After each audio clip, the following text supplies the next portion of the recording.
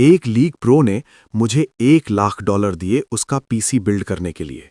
मैंने उससे सिर्फ $90,000 ही कमाए। 9 मॉडल्स ने $5 लाख स्पेंड किए मुझसे अपनी बाइक्स कस्टमाइज करवाने के लिए। मैंने $4,80,000 कमाए। इवन बिग 8 का लेले भी मेरे बारे में सुन चुका था। वो $10 मिलियन स्पेंड करना चाहता था मुझसे एक कार बिल्ड करवाने के लिए। मैंने $9.8 मिलियन लिए। फिर ड्रैगन नेशन की मिलिट्री ने मुझे ढूंढ लिया। उन्होंने एक टैंक के लिए $200 मिलियन ऑफर किए। मैंने सोचा मैं उनके पैसे स्कैम करने की हिम्मत नहीं कर सकता, राइट? मैं थोड़ा हेजिटेट हुआ, फिर भी $180 मिलियन कमा लिए। किड, तुम ड्रैगन नेशन के पैसे लेने की हिम्मत भी करते हो जब मैंने टैंक की पावर टेस्ट की? शिया, मेरे पास तुम्हारे लिए $600 मिलियन का प्रोजेक्ट है। जब तुम्हारे पास टाइम हो इसे हैंडल करना। मैं बस हंसा और बोला कि मैं थोड़ा सा ही कमाऊंगा, तुम्हें प्रॉब्लम नहीं होगी, राइट? आखिर क्लाइंट से अर्न करने से मुझे पॉइंट्स मिलते हैं और पॉइंट्स ही मेरा क्राफ्टिंग सिस्टम अपग्रेड करने का इकलौता तरीका है। जब मुझे पहली बार सिस्टम मिला, मैं इतना बोर्ड था कि मेरे हाथ पैर बेकार जैसे लग रहे थे। मैं टाइम पास के लिए एक लाइव स्ट्रीम में चला गया। उसी वक्त फॉर्मर प्रो जिर रैंट कर रहा था।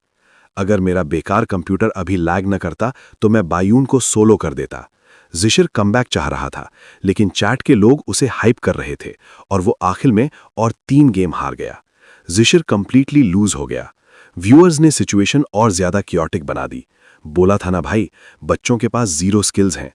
तब एक व्यूअर जिसका नाम फ्रॉग था बोल पड़ा, जिर, इन ट्रोल्स को इग्नोर करो। मुझे लगता है तुम सच में लैग हुए थे।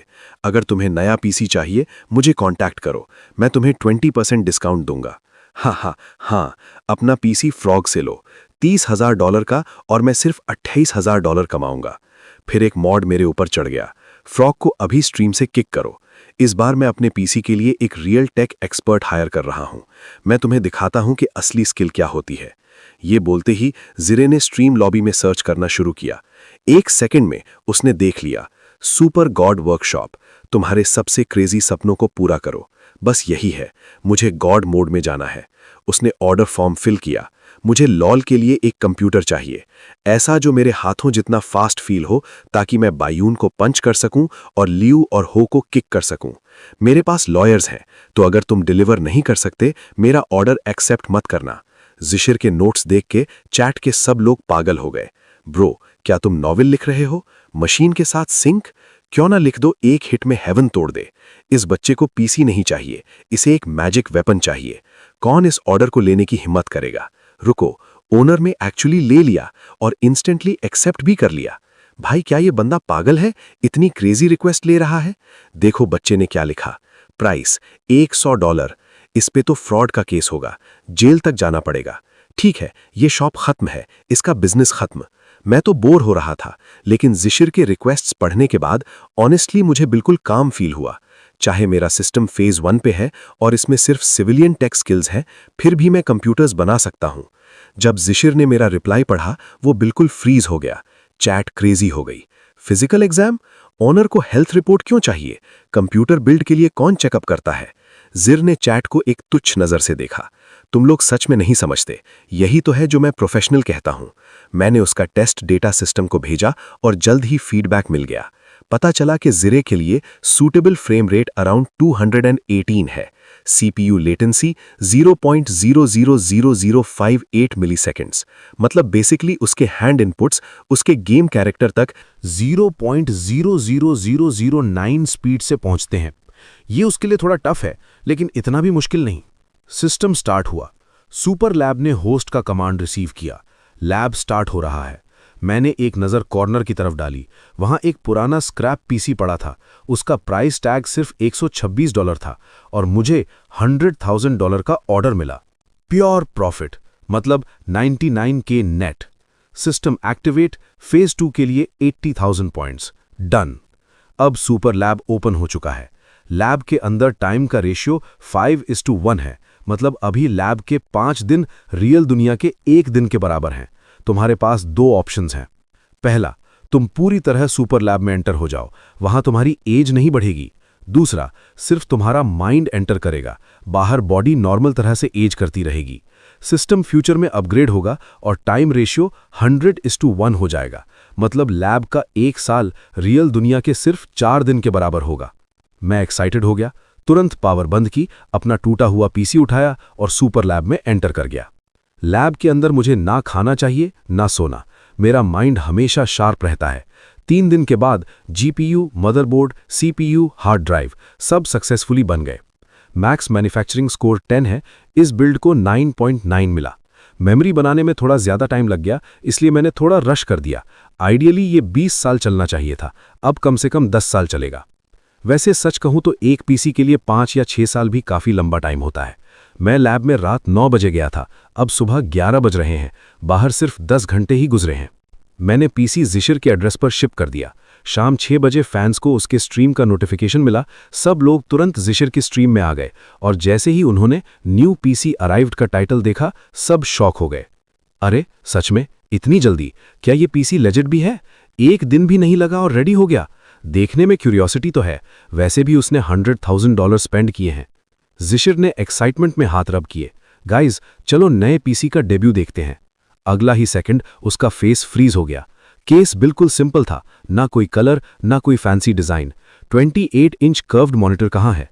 उसने उस डस्टी केस को घूरा और उसकी आंख फड़कने लगी। अंकल वोंग, मुझे $100,000 का पीसी स्कैम हो गया। नहीं, रिफंड नहीं चाहिए, बस ये जानना है कि बिल्डर को कितने साल जेल होगी। चैट वालों से कंट्रोल नहीं हुआ। मैं हंसना बंद नहीं कर पा रहा। मुझे 3 मिनट दो सांस लेने के लिए। मजा आ रहा है इसको गुस्सा होते देख के। सच में कोई भी होता तो गुस्सा हो जाता। ये तो शायद तुम्हें कबाड़ी में भी ना मिले। फ्रॉग से ऑर्डर करना चाहिए था। वो $30,000 के बिल्ड से सिर्फ $28,000 कमाता है। ये ग्रीडी ओनर $100,000 के बिल्ड से $99,000 कमा रहा है। अब समझ आया उसने हेल्थ रिपोर्ट क्यों मांगी थी। शायद उसे डर था कि ज़िशिर वहीं बेहोश ना हो जाए। कॉल कट करने के बाद ज़िशिर गुस्से में अपने ही गियर्स तोड़ने वाला था। अगर मैंने इस बंदे को जेल नहीं भेजा तो मेरा नाम लू नहीं, उसने रोते हुए बोला। और 100,000 युआन वाला कंप्यूटर बाहर निकाला। उसका 100,000 युआन का स्कैम पूरे प्लेटफॉर्म का अटेंशन ले आया। प्लेटफॉर्म ने अपने स्टाफ भी उसके लाइव स्ट्रीम पर भेज दिए एविडेंस कलेक्ट करने के लिए। अब उसे बस एक काम करना था, कंप्यूटर का परफॉर्मेंस रिव्यू करना, ताकि स्टाफ डिसाइड कर सके कि उसके 100,000 युआन में कितना स्कैम हुआ है। अचानक वो फ्रीज हो गया। कुछ तो गलत है। ये जंक कंप्यूटर बहुत ही फास्ट बूट हो गया। उसने जिद में उसे बंद किया, फिर दोबारा पावर बटन दबाया। व्यूअर्स सीधा स्क्रीन को देख रहे थे। होली क्रैप, ये बूट स्पीड क्या है? आंख झपकते ही ऑन हो गया। अच्छे कंप्यूटर्स को भी बूट होने में 6-7 सेकंड्स लगते हैं। उसने थोड़ा घबरा कर बोला, ये 7 सेकंड्स नहीं, 6 भी नहीं, सिर्फ 4.68 सेकंड्स। क्या मैंने सही सुना? 4.68 सेकंड्स? इस जंग कंप्यूटर का बूट टाइम। क्या ये सब कंप्यूटर्स को क्रश नहीं कर रहा? मैंने सबसे फास्ट बूट 5 सेकंड्स का सुना है, लेकिन फास्ट बूट का मतलब गुड परफॉर्मेंस नहीं होता। मुझे लगता है इस मशीन में काफी पार्ट्स मिसिंग हैं, इसीलिए ये इतना फास्ट है। शायद ये सिर्फ एक एम्प्टी शेल है। Empty shell? तो ये बात है। 1 सेकंड के लिए उसके बेटे पर तरस आया। उसने टेबल पर जोर से हाथ मारा। लॉयर ने पहले ही बोला था, 30,000 के लिए 3 इयर्स, 100,000 के लिए 10 इयर्स। हर एक्स्ट्रा 10,000 जो वो मुझे स्क्रैम करेगा, मैं इंश्योर करूंगा उसे 1 एक्स्ट्रा साल जेल मिले। उसने एक कंप्यूटर टेस्टिंग ऐप डाउनलोड की। कुछ तो गलत है। अगर फास्ट इसलिए है क्योंकि पार्ट्स मिसिंग हैं, तो डाउनलोड स्पीड इतनी फास्ट क्यों है? शायद हम फिर गलत सोच रहे हैं। तुम सच में इस पीसी को सिर्फ देखकर जज नहीं कर सकते। उसने चैट की तरफ देखा। लुक्स से जज नहीं कर सकते? माय एस, मेरे पास गीगाबाइट फाइबर है, ऑब्वियसली फास्ट होगा। ये टेस्टिंग ऐप मेरे वाले से अलग लग रहा है। Processor unknown, graphics card unknown, RAM unknown, hard drive भी अननोन। किसी भी ब्रांड से रिलेटेड कुछ डिटेक्ट ही नहीं हो रहा। कहीं ये नॉक ऑफ भी नहीं है? डैम, ये शेनफे ब्लैक मार्केट बंदा कितना बड़ा है। रुको, नीचे स्कोर चेक करो। Score 5,67,854, GPU 3,98,541, RAM 2,55,412, HDD 71,57,766, total score 91,23,383। क्या मैं सपना देख रहा हूं?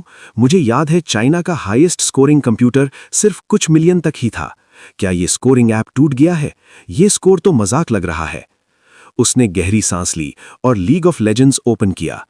ये कंप्यूटर सच में अच्छा है, चलो टेस्ट करके देखते हैं। उसने जल्दी से एक गेम ज्वाइन किया। होली क्रैप, तुम लोग जानते हो सामने टॉप लेन में कौन है? BLG प्रो टीम का ए बिन चेन झेबिन। अब देखना इसका बेटा कैसे पिटेगा। ए बिन अभी वर्ल्ड्स हार के आया है, उसके अगेंस्ट जाओगे तो सीधा नूब बन जाओगे। वो हल्का सा मुस्कुराया। बस ए बिन ही तो है। सच कहूं तो प्रॉब्लम मेरा कंप्यूटर था, वरना चेन झेबिन क्या चीज है। जांगचिंग रोड का कोई बच्चा भी मेरे सामने नहीं टिकता। चैट फट के हंस पड़ी, सब मीम्स बनाने लगे। गेम स्टार्ट हुआ, व्यूअर्स चैन से नहीं बैठ पा रहे थे। उसकी मूवमेंट्स पहले से ज्यादा स्मूथ थीं। कभी उसे ऐसे खेलते नहीं देखा। वो मरना पसंद करेगा लेकिन टरेट के नीचे भागेगा नहीं। उसने लेवल 1 पर ही ए बिन से फाइट स्टार्ट कर दी। तब उसे अचानक फील हुआ, इस कंप्यूटर के साथ खेलते ही वो इंस्टेंटली बेटर हो गया। उसके नॉर्मल अटैक्स और स्किल्स परफेक्टली फ्लो कर रहे थे। क्या मैं सपना देख रहा हूं? उसने लेवल 1 पर ही ए बिन को सोलो किल कर दिया। ग्रैंडपा बीस्ट बन गया। ग्रैंडपा, गेमिंग में वापस आ जाओ, तुम्हारे स्किल्स से वर्ल्ड चैंपियनशिप कुछ भी नहीं। गेम के साथ उसका कॉन्फिडेंस और बढ़ता गया। उसने अपनी टीम के 4 प्लेयर्स को कैरी किया और मैच जीत गया। ए बिन, बुरा मत मानो, लगता है ये सब उसके नए पीसी की वजह से है। उसका स्ट्रीम चेक करो, सब समझ आ जाएगा। फिर वाई, शाओ और बाकी लोगों ने भी ये सुना और तुरंत उसके स्ट्रीम पर आ गए। वो कंप्यूटर के सामने बैठा रह गया, अभी भी शॉक में। मैं तो मजाक में बोल रहा था मशीन के साथ मर्ज होने का, लेकिन ये कंप्यूटर तो सच में कर रहा है। तभी उसका फोन बज गया। अंकल वोंग, तुम शेनफे पर केस करने वाले हो? मत करो, शेनफे मेरा भाई है, बाद में एक्सप्लेन करता हूं। वैसे भी ये कंप्यूटर 100,000 युआन के लायक है। उसके बाद उसने एक और हेवी गेम टेस्ट किया। डैम, कूलिंग फैन तो घूमा ही नहीं। फैन नहीं घूम रहा मतलब सीपीयू पर लोड ही नहीं आ रहा। उसे लगा कंप्यूटर लिमिट हिट करेगा, लेकिन वो तो उसके पास भी नहीं गया। व्यूअर्स चैट फ्लड करने लगे। फिजी का कंप्यूटर इनसेन है, मैं मानता हूं मैं गलत था। फिजी, क्या तुम मुझे माफ करोगे? फिजी ऑसम है, फिजी ड्रैगन कंट्री का रियल टेक जीनियस है। मैं दोपहर में नींद से उठा, फोन खोला और स्ट्रीम्स रैंकिंग देखी, रॉकेट की तरह टॉप पर पहुंच गई थी। मैंने सोचा था जो पीसी मैंने बनाया है उसे थोड़ा अटेंशन मिलेगा, लेकिन इतना बड़ा ब्लास्ट होगा एक्सपेक्ट नहीं किया था। लगता है अब अपग्रेड पॉइंट्स की टेंशन नहीं रहेगी। कॉन्ग्रेट्स, तुम्हें पॉइंट्स मिले। सिस्टम अपग्रेड होकर फेज 2 में आ गया, सिविलियन टेक कैटेगरी। अब तुम्हारे ब्रेन में एनसाइक्लोपीडिया लेवल स्किल्स हैं, जैसे एसीसी, कार्स, फोन्स और एडवांस्ड मैन्युफैक्चरिंग। लेकिन मुझे ज्यादा इंटरेस्ट सिस्टम के फेज 3 में है, मिलिट्री मैन्युफैक्चरिंग।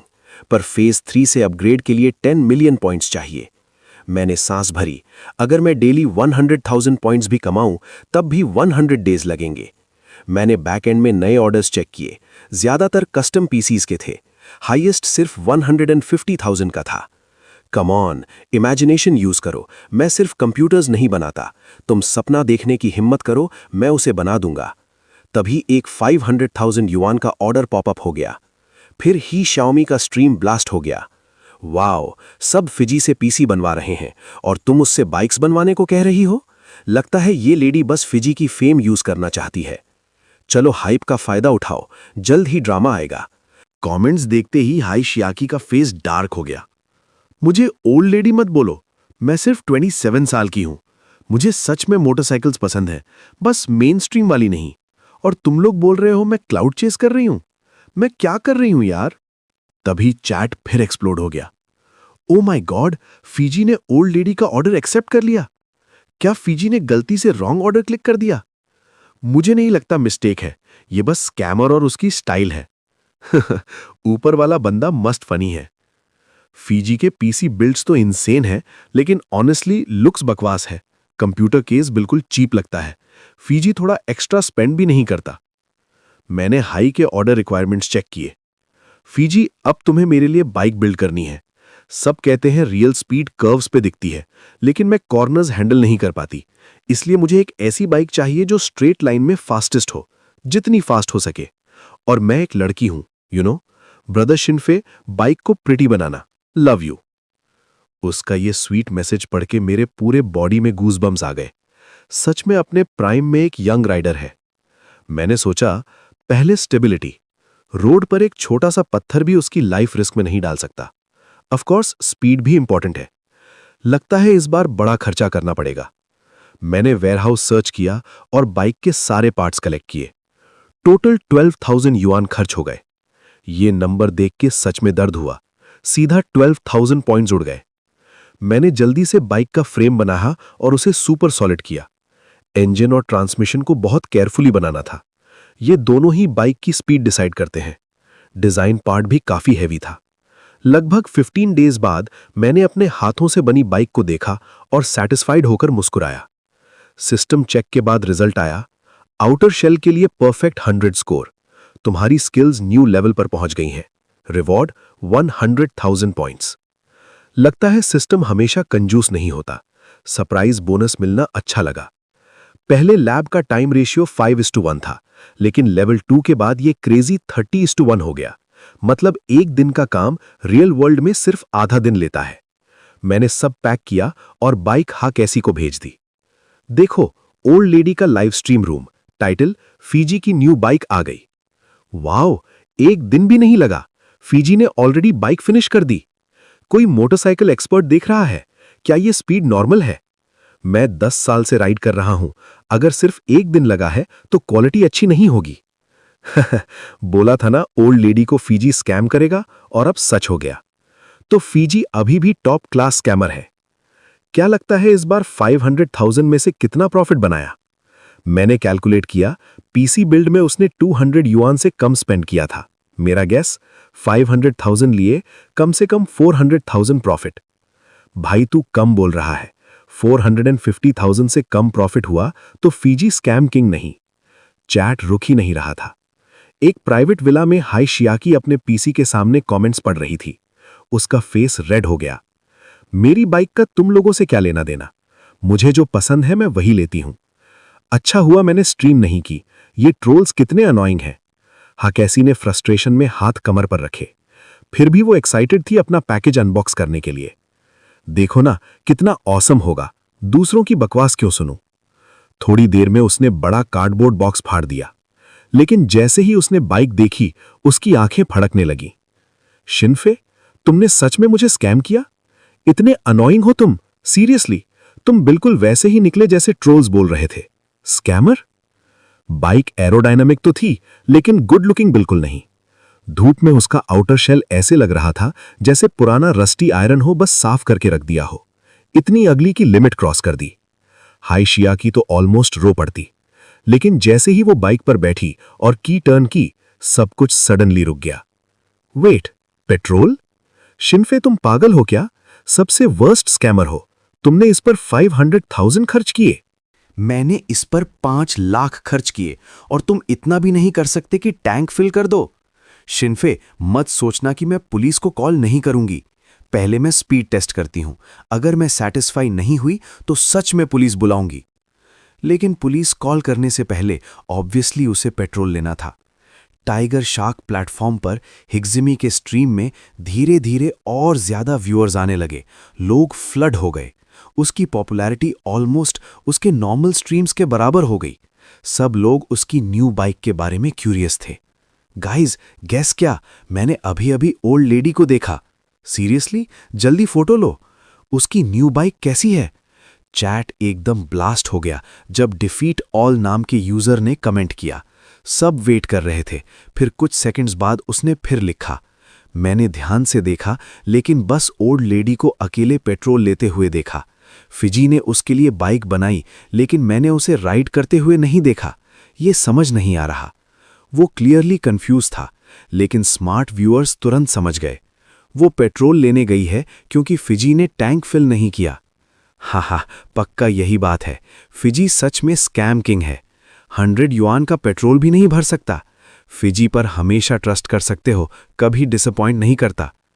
5 लाख में से सिर्फ 4,50,000 स्कैम बोला था। नहीं भाई, 4,70,000 या 4,80,000 होगा। पेट्रोल भरवाने के बाद हिग्जिमी ने की टर्न की। मैंने जो बाइक बनाई थी वो तुरंत स्टार्ट हो गई। हेलमेट पहन के वो विला से बाहर निकल गई। उसने पहले भी बाइक्स चलाई थीं, लेकिन वो क्लियरली एक बिगिनर थी। बाइक के परफॉर्मेंस के बारे में उसे ज्यादा समझ नहीं था, बस थ्रॉटल फुल घुमा रही थी। लगभग 2 किलोमीटर चलाने के बाद वो रुक गई। बाइक कंफर्टेबल तो है, लेकिन 70 mph पे क्या ये फास्ट है भी? उसके सामने एक हाई स्पीड रेल स्टेशन था। जगह काफ़ी सुनसान थी, लोग कम आते थे, लेकिन सीनरी बहुत अच्छी थी। जब भी शॉमी अपसेट होती थी, वो यहाँ आके अकेली बैठती थी। उसका मूड हमेशा थोड़ा बेटर हो जाता था। शिनफे, तुम सच में इरिटेटिंग हो। अच्छा हुआ ये जगह है, वरना मैं फ्रस्ट्रेशन से फट जाती। 10 मिनट बाद जब वो थोड़ा काम हो गई, वो वापस घर जाने के लिए उठी। तभी एक 27 साल के आसपास का लड़का भागते हुए उसके पास आया। बहुत एंग्शियस लग रहा था। मिस, मुझे एक इमरजेंसी है, क्या मैं थोड़ी देर के लिए आपकी बाइक बोरो कर सकता हूँ? उसकी बात सुनते ही शाओमी थोड़ी अलर्ट हो गई। तुम्हें मेरी बाइक क्यों चाहिए? लड़के ने स्टेशन की तरफ देखा। उसके चेहरे पर दुख क्लियरली दिख रहा था। मेरी 7 साल की गर्लफ्रेंड ने अभी अभी ब्रेकअप कर लिया, लेकिन उसने कहा अगर मैं उस ट्रेन तक पहुंच गया जिसमें वो जा रही है तो शायद अभी भी चांस है।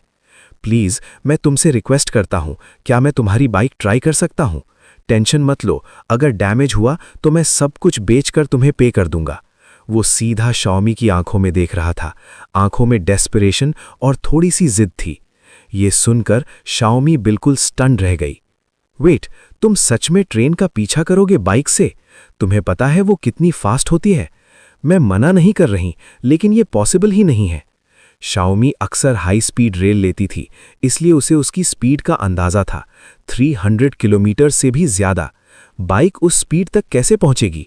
और अगर पहुंच भी गई तो बाइक और ट्रेन टोटली डिफरेंट चीज़ें हैं। अभी 70 mph पे ही उसे लग रहा था जैसे उसका बॉडी उड़ रहा है और सोल पीछे रह गया है। 300 किलोमीटर्स पर आवर पे बाइक चलाना, अगर लकी हो तो बस धूल में लिपट जाओगे, अगर अनलकी हो तो सीधा कॉफिन में। लड़के ने धीरे से कहा, क्या तुमने सुना है, चाहे इम्पॉसिबल लगे फिर भी ट्राई करना चाहिए। मुझे डर है अगर मैंने ये चांस मिस कर दिया तो मैं उसे हमेशा के लिए खो दूंगा। 7 साल का प्यार एक बार और हवा में जलने दो। उसकी आंखों में आंसू थे जब उसने ये कहा। ये सुनते ही ज़ियाओमी बिल्कुल फ्रीज हो गई। उसके पास ज़्यादा रोमांटिक एक्सपीरियंस नहीं था, ना ही उस 7 साल के रिश्ते को समझ पाती थी, लेकिन उस मोमेंट में वो सच में उसे फील कर रही थी। उसने चुपचाप कीज उस लड़के को दे दी, हल्की सी स्माइल के साथ बोली, गुड लक मैन। लड़के ने कीज ली और जोर से सिर हिलाया। तभी डिपार्टिंग ट्रेन की हवा तेज चलती हुई गुजरी। उसने दूर जाती हुई ट्रेन को देखा, जो ऑलरेडी हंड्रेड्स ऑफ मीटर्स दूर थी, और जोर से बोला, थैंक्स, मैं तुम्हारा एहसान नहीं भूलूंगा। वो उस ट्रेन में है, मुझे जाना होगा। वो तुरंत बाइक पर चढ़ा, हेलमेट पहना और इंजन स्टार्ट किया। अगला ही सेकंड एक सोनिक बूम जैसा साउंड हुआ और ज़ियाओमी के बाल जोर से उड़ गए। वो अपनी रॉकेट जैसी बाइक को देखकर शॉक में रह गई। ये जब मैं चलाती हूं तब ऐसा क्यों नहीं लगता? वो बस खड़ी देखते रह गई जब बाइक दूर निकल गई। फिर उसने ट्रेन की तरफ देखा जो फुल स्पीड पर थी। उसकी आंखें शॉक में छोटी हो गईं। उसके एस्टिमेट के हिसाब से ट्रेन कम से कम 260-270 शायद 300 किलोमीटर्स पर आवर पर चल रही थी, लेकिन उसकी बाइक पर बैठा वो लड़का क्लियरली ट्रेन के गैप को क्लोज कर रहा था। ट्रेन के अंदर जो भी ये देख रहा था, सबके पैरों से लेकर सर तक एक ठंडी सी लहर दौड़ गई। हर जगह फोन्स निकलने की आवाज आने लगी। कोई वीडियो रिकॉर्ड कर रहा था, कोई वीचैट पर अपने क्लोज लोगों को मैसेज कर रहा था कि क्या हो रहा है, लेकिन सब कंफ्यूज्ड भी थे। इतनी स्पीड पर बाइक क्यों चला रहा है? क्या इसे मरने का शौक है? ऐसी स्पीड पर एक छोटी सी मिस्टेक भी फेटल क्रैश बन सकती थी। वेट, सब लोग देखो, उधर देखो, किसी ने जोर से चिल्लाया। सबने देखा। बाइक जो आगे निकल गई थी और गायब हो गई थी, फिर से दिखाई दी, लेकिन इस बार वो रुक चुकी थी। बाइक के पास वो लड़का एक घुटने पर बैठा था, ट्रेन की तरफ देखते हुए। उसके हाथ में कुछ था, दूर होने की वजह से क्लियरली नहीं दिख रहा था, लेकिन सब ने गेस किया, रिंग होगी। ट्रेन के अंदर 1 सेकंड के लिए साइलेंस छा गया। फिर अचानक सब लोग इमोशनल हो गए। वो लड़का इतनी स्पीड से सिर्फ इस ट्रेन तक पहुंचने के लिए आया, अपनी जान रिस्क में डाल दी। लगभग 400 किलोमीटर्स पर आवर पर बाइक चला दी सिर्फ एक इंसान के लिए। इस ट्रेन में जरूर कोई लड़की है जिसे वो दिल से प्यार करता है। एक विंडो के पास बैठी एक शांत सी लड़की जो उस लड़के को देख रही थी, अचानक रो पड़ी। उसने अपना मुंह हाथ से कवर कर लिया और आंसू रुक ही नहीं रहे थे। उधर जियाओ में अभी भी स्टेशन पर वेट कर रही थी। उसे बिल्कुल आइडिया नहीं था क्या हो रहा है। जब जियांगपिंग नाम का आदमी उसकी बाइक लेके गया, तब से ही जियाओ में की आंखों में टेंशन थी। उसे बाइक के डैमेज होने की टेंशन नहीं थी, पैसे की भी नहीं। वो बस इस बात से डर रही थी कि कहीं जियांगपिंग के साथ कुछ हो ना जाए। आखिर वो इतनी तेज गया था, बहुत ज्यादा तेज। अब ना ट्रेन दिख रही थी ना बाइक, दोनों ही नजर से गायब हो चुके थे। ऑफकोर्स मैं वरिड हूं। बिग ब्रो प्लीज सेफ रहना, वरना मुझे सच में रिग्रेट होगा कि मैंने तुम्हें अपनी बाइक दी। तभी अचानक एक हल्की सी इंजन की आवाज उसके कानों तक पहुंची। आवाज सुनते ही उसने तुरंत रोड की तरफ देखा। जैसे ही उसने जियांगपिंग को सेफली वापस आते देखा, उसने एक लंबी सांस ली और रिलीफ फील किया। जैसे ही जियांगपिंग पास आया, वो उसे कंसोल करने लगी। बिग ब्रो, कोई बात नहीं अगर तुम कैच नहीं कर पाए, कम से कम तुमने ट्राई तो किया, अब तुम्हें कोई रिग्रेट नहीं होगा। जियांगपिंग मुस्कुरा के बोला, गर्ल, तुम मेरी स्किल्स डाउट कर रही हो या फिर तुम्हारी मोटरसाइकिल ही इतनी पावरफुल है? शायद मैं ही इतना अच्छा राइडर नहीं हूं, इसीलिए मैं हाई स्पीड ट्रेन कैच नहीं कर पाया। वैसे मैं पहले राइडिंग फैन था। ये सुन के इस बार जियाओ में शॉक हो गई। इतनी पावरफुल बाइक, इम्पॉसिबल है कि वो हाई स्पीड ट्रेन को कैच न कर सके। वेट, बिग ब्रो, क्या तुम कह रहे हो तुमने एक्चुअली कैच कर ली? उसने हैरानी से पूछा। जियांगपिंग ने खुशी से सिर हिला दिया। फिर उसने बाइक की तरफ देखा। उसकी आंखों में प्योर ऑ था। सच कहूं, पहले मुझे लगा ये इम्पॉसिबल है, पर मैं रिग्रेट नहीं चाहता था, इसलिए मैं बाइक पे चढ़ा, थ्रॉटल पूरा घुमाया और गियर हार्ड शिफ्ट किया। फिर मैं शॉक हो गया। तुम्हारी बाइक की स्पीड पर तो हाई स्पीड ट्रेन भी मुझे स्नेल जैसी स्लो लग रही थी। मुझे लगा शायद ट्रेन स्लो चल रही है, पर जब मैंने स्पीडोमीटर देखा, 400 mph दिख रहा था, मतलब 600 किलोमीटर्स पर आवर से भी ज्यादा। और मुझे पता है ये तुम्हारी बाइक की टॉप स्पीड भी नहीं है। मैंने थ्रॉटल पूरा ट्विस्ट भी नहीं किया था। तो गर्ल, मुझे अपनी मोटरसाइकिल के बारे में कंफ्यूज मत करो। ये इजीली हाई स्पीड ट्रेन को कैच कर सकती है, शायद प्लेन के साथ भी रेस कर ले। अभी एजिंग ने मैसेज किया है, वो नेक्स्ट स्टॉप पर मेरा वेट करेगी। Thank you so much. अगर तुम और तुम्हारी बाइक नहीं होती तो शायद मैं उसे मिस कर देता। जियांगपिंग ने दिल से शुक्रिया अदा किया। फिर टाइम चेक करके बोला, सॉरी, मुझे जल्दी है, मुझे नेक्स्ट ट्रेन पकड़नी है उसे मिलने के लिए। इतना कहकर वो फिर से उसका थैंक्स करके स्टेशन की तरफ दौड़ गया। लेकिन उसे क्या पता था, जब वो उसका शुक्रिया अदा कर रहा था, जियाओ में ने एक भी वर्ड नहीं सुना। जब उसने शिनफे के बनाए हुए मोटरसाइकिल के बारे में सुना, वो कंप्लीटली स्टन्ड हो गई। वो बस अपनी बाइक को ब्लैंक स्टेयर से देख रही थी। शॉक में उसने जोर से गल्प किया। ट्रेन कैच करना तो छोड़ो, ये तो प्लेन भी कैच कर सकती है। शिनफे, मेरे डियर फीजी, तुमने मुझे कौन सी क्रेजी बाइक दे दी? सॉरी, मैं पहले बहुत लाउड हो गई थी।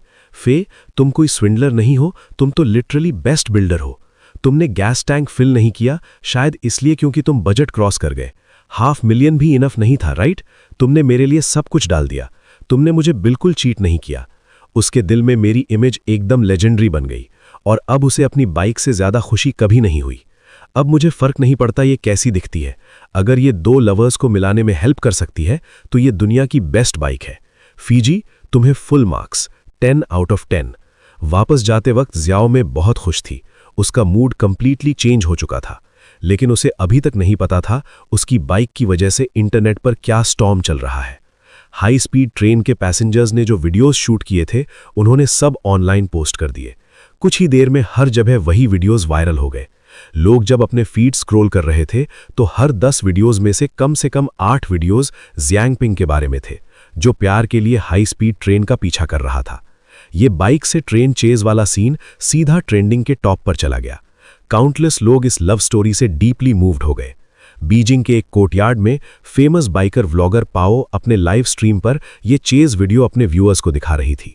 उसने पूरा वीडियो प्ले किया और बोली, मुझे नहीं पता किसी ने नोटिस किया या नहीं, पर यह पूरा वीडियो सिर्फ 9 सेकंड्स का है। बीजिंग के एक कोर्टयार्ड में फेमस बाइकर व्लॉगर पाओ अपने लाइव स्ट्रीम पर यह चेज वीडियो अपने व्यूअर्स को दिखा रहा था। उसने पूरा वीडियो प्ले किया और बोला, मुझे नहीं पता किसी ने नोटिस किया या नहीं, पूरा वीडियो सिर्फ 9 सेकंड्स का है और इन 9 सेकंड्स में बाइक ने 26 यूटिलिटी पोल्स क्रॉस किए। शंघाई के रीसेंट म्युनिसिपल कंस्ट्रक्शन प्लान के हिसाब से चैंगा एवेन्यू पर पोल्स एग्जैक्टली 55 मीटर के गैप पर लगे होते हैं, तो 26 पोल्स, हर एक के बीच 55 मीटर, सिर्फ 9 सेकंड्स में। कैलकुलेशन के हिसाब से इस वीडियो में जो मोटरसाइकिल है उसकी स्पीड 600 किलोमीटर पर आवर से भी ज्यादा थी। ये इनसेन है, बिल्कुल पागलपन। पाओ इतना इम्प्रेस था कि वो अपनी एक्साइटमेंट छुपा नहीं पा रहा था। वीडियो में बाइक क्लियरली दिख भी नहीं रही थी, सब कुछ ब्लरी था, फिर भी उसकी आंखों में सिर्फ एनवी थी। सच बोलूं तो इतनी परफॉर्मेंस के सामने लुक्स मैटर ही नहीं करते। ओन करना तो दूर की बात है, अगर मुझे बस एक बार राइड मिल जाए मैं खुश हो जाऊंगा। उसके लाइव स्ट्रीम में 100,000 से ज्यादा व्यूअर्स थे और सब उसकी बात सुन के शॉक में थे। वीडियो पहले ही काफी शॉकिंग था, लेकिन एक्चुअल स्पीड क्या थी किसी को आइडिया नहीं था। जैसे ही पाव ने पूरा ब्रेकडाउन दिया, लाखों लोगों के रोंगटे खड़े हो गए। सीरियसली? क्या मैंने सही सुना? 600 किलोमीटर्स पर आवर से ज्यादा? मैं तो 120 पे ही ड्राइव करता हूं और लगता है मेरी सोल पीछे रह गई, और ये मोटरसाइकिल 600 प्लस स्पीड पे जा रही है। क्या वो राइडर मरने से नहीं डरता? इवन अगर यमराज खुद उसे लेने आए, फिर भी उसे कैच नहीं कर पाएंगे। मुझे तो लगता है उसने जो हेलमेट पहना है वो ऑलमोस्ट यूजलेस ही है। सिर्फ उन 9 सेकंड्स ने मेरी पूरी लाइफ से ज्यादा एक्साइटमेंट दे दिया। एग्जाम्पल के लिए राइडर्स का ड्रीम बाइक लो, कावासाकी H2R। इसमें 998 सीसी डिस्प्लेसमेंट है और 310 हॉर्स पावर। ये 26 सेकंड्स के अंदर 400 किलोमीटर पर आवर तक पहुंच सकती है। इसे ग्राउंड फ्लाइंग जेट भी कहा जाता है। 400 किलोमीटर्स ऑलरेडी एक बुलेट ट्रेन की नॉर्मल स्पीड से ज्यादा होती है। लेकिन ये सब टेस्ट्स सिर्फ प्रोफेशनल ट्रैक्स पर होते हैं, जहां रोड्स बिल्कुल स्मूथ, फ्लैट और परफेक्ट हार्डनेस के होते हैं। उन कंडीशंस में कावासाकी H2R अपनी top speed 400 kilometre per hour achieve करती है। लेकिन चंगा एवेन्यू पर ऐसी कोई कंडीशन नहीं है। वहां छोटे छोटे पत्थर भी होंगे रोड पर। ऐसे सिचुएशन में अगर कोई बाइक 600 किलोमीटर पर आवर से ज्यादा स्पीड हिट करे, समझ रहे हो इसका क्या मतलब है? मतलब उसका इंजन, ड्राइव ट्रेन और स्टेबिलिटी सब कुछ नेक्स्ट लेवल इनसेन है।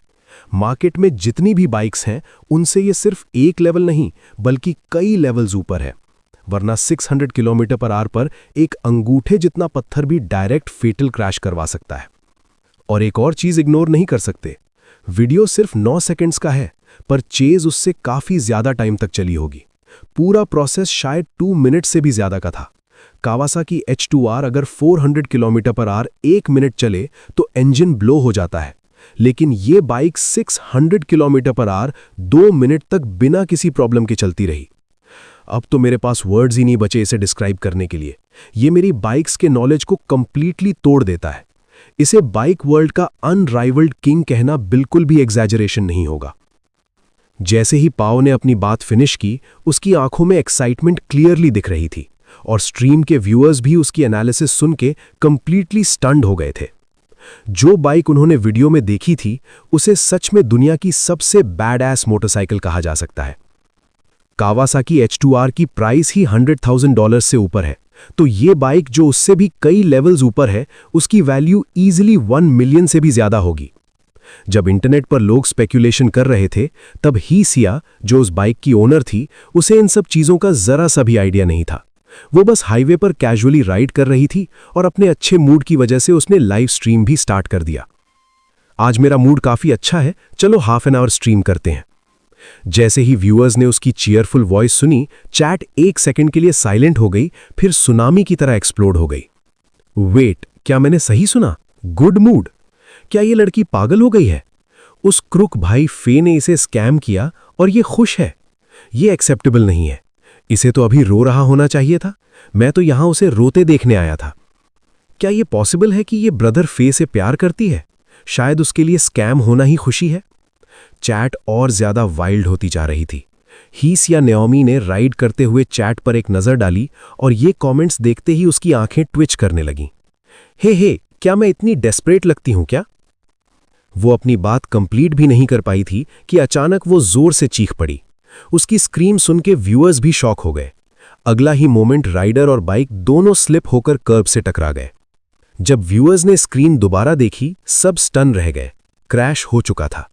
हीसिया नेओमी और उसकी बाइक रोड के साइड पर गिरी हुई थी और उसके सामने लेफ्ट साइड पर एक cool Ferrari F90 sports car धीरे धीरे रुक गई।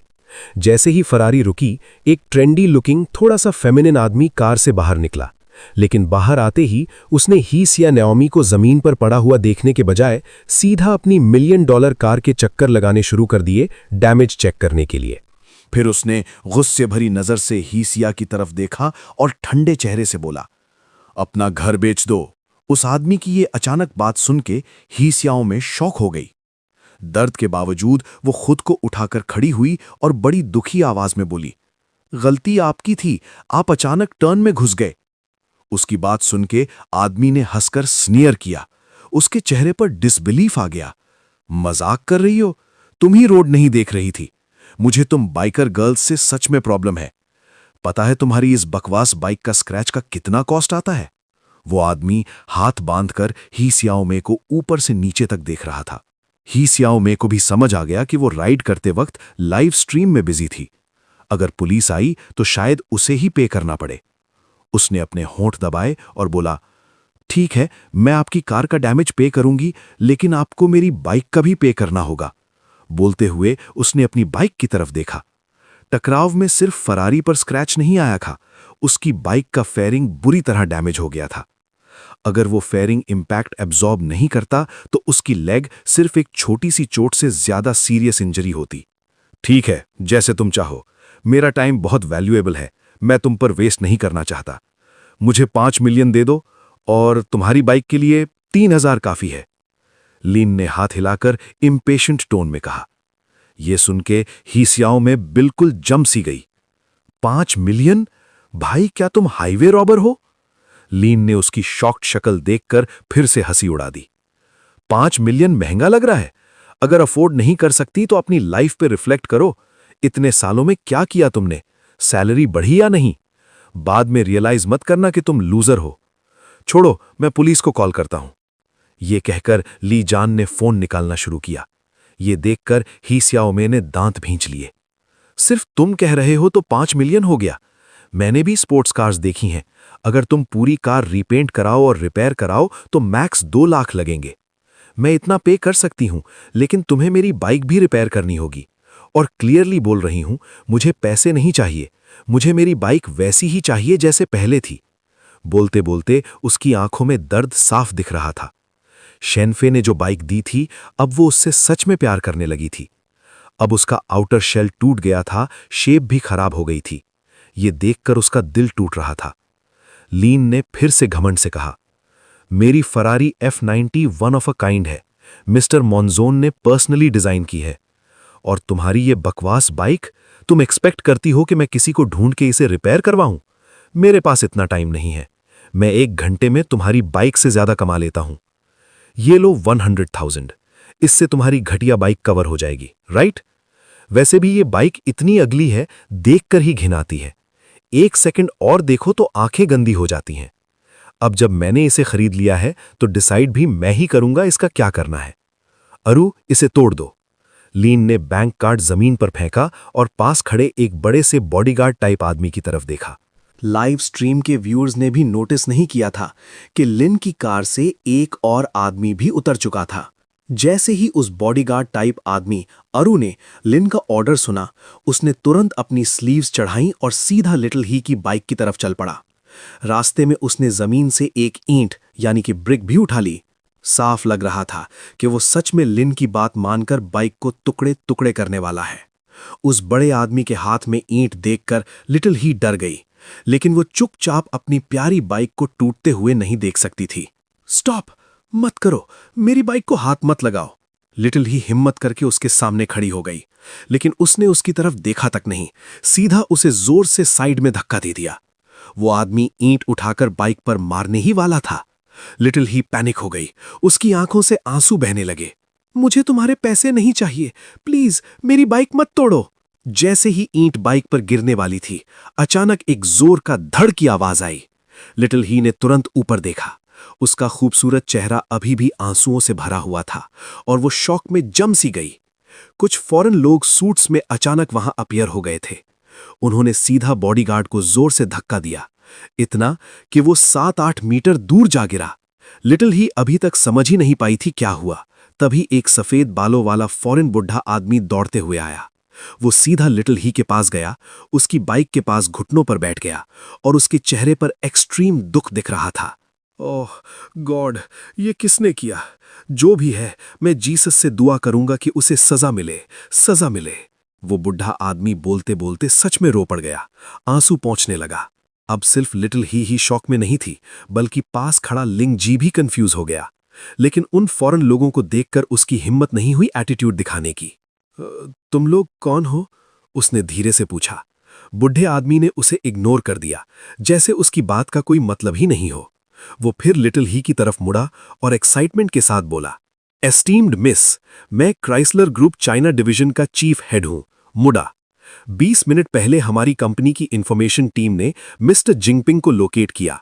उनसे बात करने के बाद हमें पता चला कि जो बाइक 600 किलोमीटर पर आवर से ज्यादा स्पीड हिट कर सकती है, वो आपकी है। अब मैं क्राइसलर ग्रुप की तरफ से आपको ग्रीट करता हूं और होप करता हूं कि आप ये इनक्रेडिबल बाइक हमें ट्रांसफर कर देंगी। ऑफ कोर्स आप टेंशन मत लीजिए, हम आपको ऐसा प्राइस देंगे जिससे आप खुश हो जाएंगी। मुडा की चमकती हुई आंखें और उसका फ्लुएंट चाइनीज बोलना देखकर लिटिल ही और भी शॉक हो गई। और जो लोग लाइव स्ट्रीम देख रहे थे, उनके लिए तो ये सब नेक्स्ट लेवल था। 1 सेकंड के लिए साइलेंस, फिर पूरा चैट एक्सप्लोड हो गया। भाई, मैंने सही सुना? ये फॉरेन बुढ़ा कह रहा है कि ट्रेन चेज वाली बाइक इसी लड़की की है। वही बाइक जिसके बारे में सब बात कर रहे हैं, जो बाइक कम्युनिटी में लेजेंड बन चुकी है। पर सब तो कह रहे थे ये सिर्फ मार्केटिंग स्टंट है। भाई, मुझे कोई थप्पड़ मारो, लग रहा है मैं सपना देख रहा हूं। जब मुडा ने देखा कि लिटिल ही अभी भी शॉक में खड़ी है, तो उसने ठंडी नजर से लिन की तरफ देखा। उसने हल्का सा हाथ हिलाया और उसके साथ खड़े बड़े फॉरेन सिक्योरिटी गार्ड्स सीधा लिन की तरफ बढ़ने लगे। उन्हें अपनी तरफ आते देखकर लिन का गला सूख गया। उसने जोर से निगला और हकलाते हुए बोला। वो हकलाते हुए बोला, क्या कर रहे हो तुम लोग? ये कानून का देश है, किसी को मारना क्राइम है। लेकिन लिन अपनी बात पूरी करता उससे पहले ही एक और जोर का धड़ सुनाई दिया। पता चला कि वो फॉरेन बॉडीगार्ड्स उस पर अटैक करने नहीं आए थे, बल्कि उसके पास से सीधा निकल गए और अपनी बटॉन्स निकालकर उसकी $multi-million स्पोर्ट्स कार को तोड़ना शुरू कर दिया। एक के बाद एक वार, लोहे और ग्लास के टूटने की आवाज हवा में गूंज उठी। कुछ ही सेकंड्स में लिन की चमकती हुई फरारी पूरी तरह से बर्बाद हो गई। ये सीन देखकर लिन की आंख फड़कने लगी, लेकिन उन बॉडीगार्ड्स के सामने उसकी हिम्मत नहीं हुई कुछ बोलने की। थोड़ी दूर खड़ी लिटिल ही भी अब शॉक से बाहर आई। ये सब देखकर वो जल्दी से बोली, अंकल मुडा, मैंने कब कहा कि मैं आपको बाइक बेचना चाहती हूं? उसे लगा मुडा उसकी हेल्प कर रहा है, लेकिन मुडा ने सिर हिलाकर शांत आवाज में कहा, एस्टीम्ड लेडी, इसका लेना देना इस बात से नहीं है कि आप बाइक बेचेंगी या नहीं। इस आदमी ने ह्यूमैनिटी के लिए एक गिफ्ट को डैमेज किया है और मैं इसका बदला लूंगा। क्या परफेक्ट मोटरसाइकिल थी, और इस बेवकूफ की वजह से अब इसमें फ्लॉ आ गया है।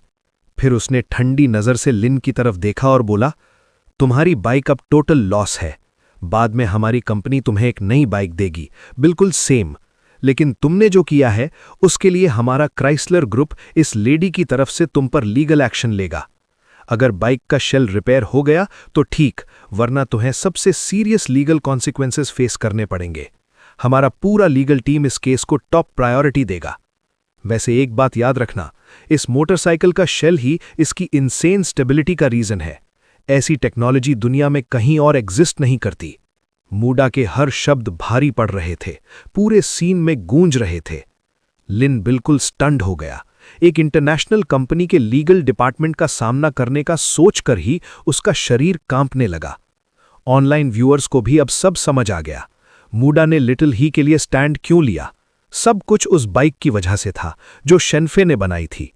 लिटिल ही ने हल्का सा झुककर कहा, अंकल मुडा, थैंक यू सो मच, लेकिन मैं बाइक आपको बेच नहीं सकती। लेकिन आप ब्रो फे से ऑर्डर कर सकते हैं। ये बाइक उन्होंने स्पेशली मेरे लिए बनाई है। शेनफे का नाम सुनते ही लिटिल ही खुद भी थोड़ी स्टार स्ट्रक लग रही थी। मुडा मुस्कुराया और बोला, हमें ऑलरेडी पता है बाइक कहां से आई है। हमने मिस्टर शेनफे को प्रपोजल भेजा था कोलैबोरेशन के लिए, लेकिन उन्होंने मना कर दिया। वो सिर्फ प्रोडक्ट्स बेचते हैं, पेटेंट नहीं। अगर हम उनकी टेक्नोलॉजी समझ लें तो वो यूज करने देंगे, बस रॉयल्टी देनी होगी। इसलिए हम इतने ईगर हैं। एक काम कीजिए, क्या आप हमें ये बाइक रेंट पर दे सकती हैं? सिर्फ 3 दिन के लिए। मैं प्रॉमिस करता हूं परफेक्ट कंडीशन में वापस करूंगा। मुडा में उम्मीद भरी नजर से लिटिल ही की तरफ देखा। लिटिल ही ने मना नहीं किया, सिर्फ 3 दिन की बात थी। वो मान गई। और ऑनलाइन व्यूअर्स, उनका तो दिमाग ही उड़ गया। भाई ये ब्रोफे कौन है? इतना ओपी कैसे हो सकता है? सिर्फ प्रोडक्ट बेचता है, पेटेंट नहीं। इतनी बड़ी कंपनी को भी मना कर दिया। पक्की बात है उन्होंने ह्यूज अमाउंट रिजेक्ट किया होगा। 10 मिलियन की बाइक और मूडा कह रहा था डैमेज हो जाए तो भी चलेगा, प्राइस तो 9 डिजिट्स होगा। ब्रोफे की टेक्नोलॉजी प्राइसलेस है। भाई मुझे भी ऑर्डर करना है, मेरी टर्न कब आएगी? कमेंट्स रुकने का नाम नहीं ले रहे थे। स्मार्ट लोग तो सीधा उसके लाइव स्ट्रीम रूम में घुस गए। उसका चैनल यूजुअली सिर्फ ऑर्डर्स लेने के लिए था, स्ट्रीमिंग के लिए नहीं। लेकिन अब सिचुएशन क्रेजी हो चुकी थी। नंबर्स टूट रहे थे।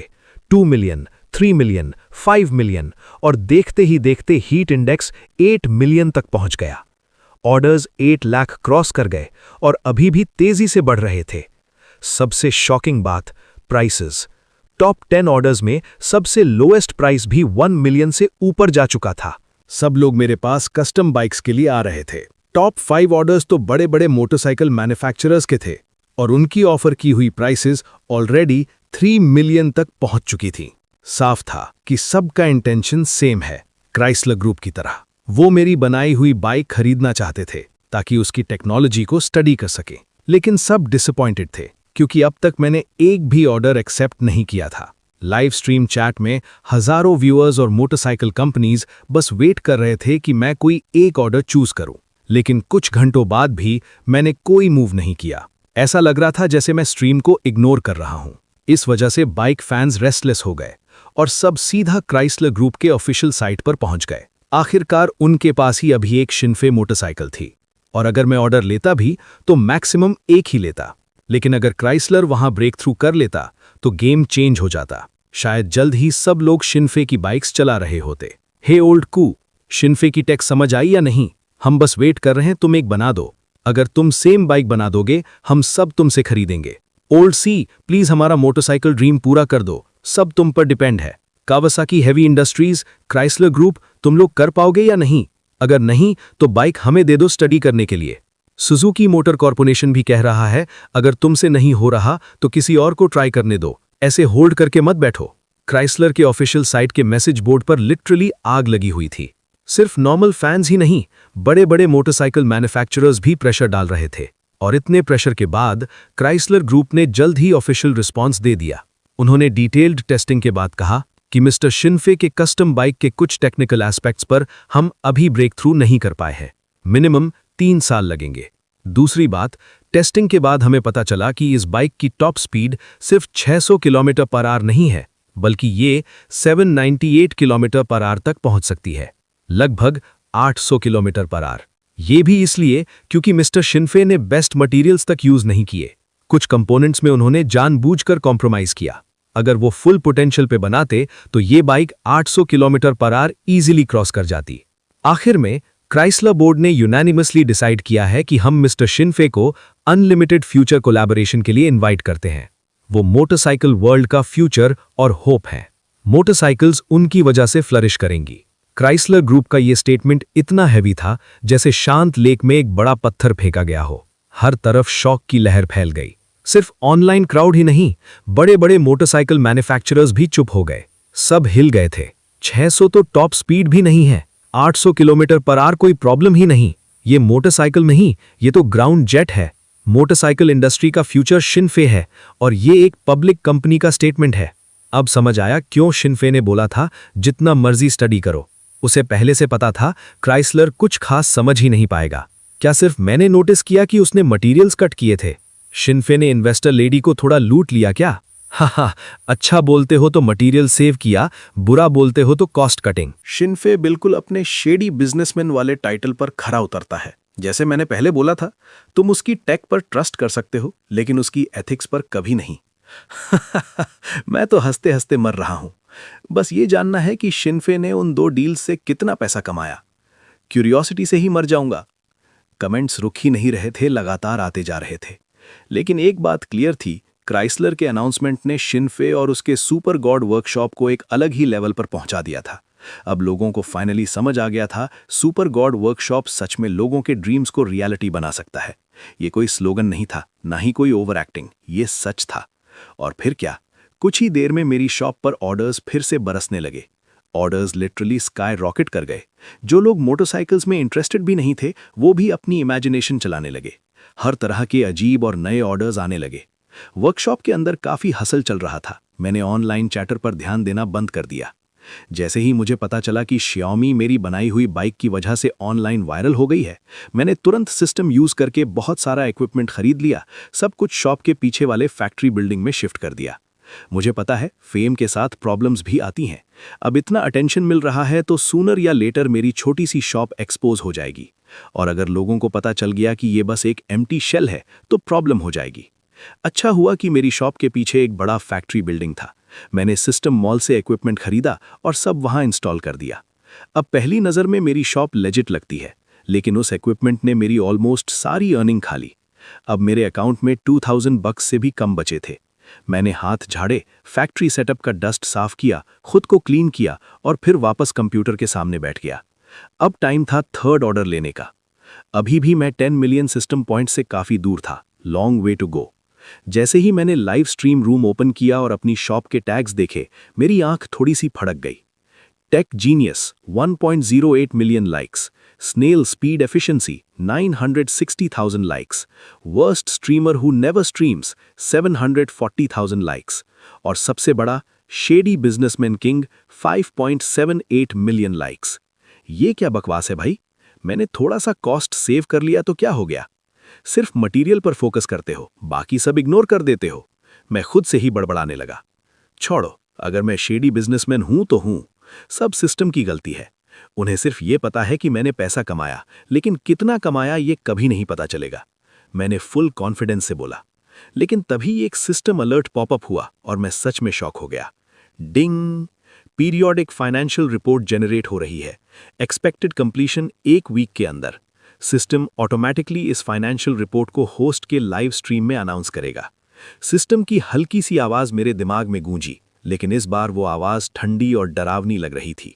10 सेकंड तक मैं चुप रहा, फिर अचानक फट पड़ा। सिस्टम, क्या मजाक कर रहा है तू? मैं कोई बड़ी लिस्टेड कंपनी नहीं हूं, बस एक छोटी सी वर्कशॉप है मेरी। फाइनेंशियल रिपोर्ट अनाउंस क्यों करेगा तू? तू ही बोला था पैसा कमाओ और अब तू ही मुझे फंसा रहा है। तू इंसान है भी या नहीं, या फिर मेरी लाइफ को मुश्किल बनाना चाहता है? मेरे कस्टमर्स ही मुझे मार देंगे अगर ये सब रिवील हो गया तो। मेरा सीना तेज तेज उठने लगा, आंखों में गुस्सा क्लियरली दिख रहा था। अच्छा हुआ सिस्टम को ना देखा जा सकता है ना टच, वरना मैं खुद ही उसे सबक सिखा देता। अच्छा है सिस्टम को ना देखा जा सकता है ना छुआ, वरना मैं खुद ही इसे सबक सिखा देता। अभी लोग सिर्फ गैस कर रहे हैं कि मैंने कितना पैसा कमाया, लेकिन जब फाइनेंशियल रिपोर्ट रिलीज होगी तब शेडी इन्वेस्टर बोलना या ना बोलना मैटर ही नहीं करेगा। मुझे तो बस ये डर है कहीं एक दिन मेरी शॉप का एड्रेस लीक हो गया तो गेट के बाहर तलवारों का ढेर लग जाएगा। मैं गुस्से में था, लेकिन अलर्ट के बाद सिस्टम बिल्कुल चुप हो गया। चाहे जितना चिल्ला लो, कोई रिप्लाई नहीं। मैंने गहरी सांस ली। समझ आ गया सिस्टम से बात करना बेकार है। ये सिस्टम बस मेरी लाइफ मुश्किल बनाने के लिए है।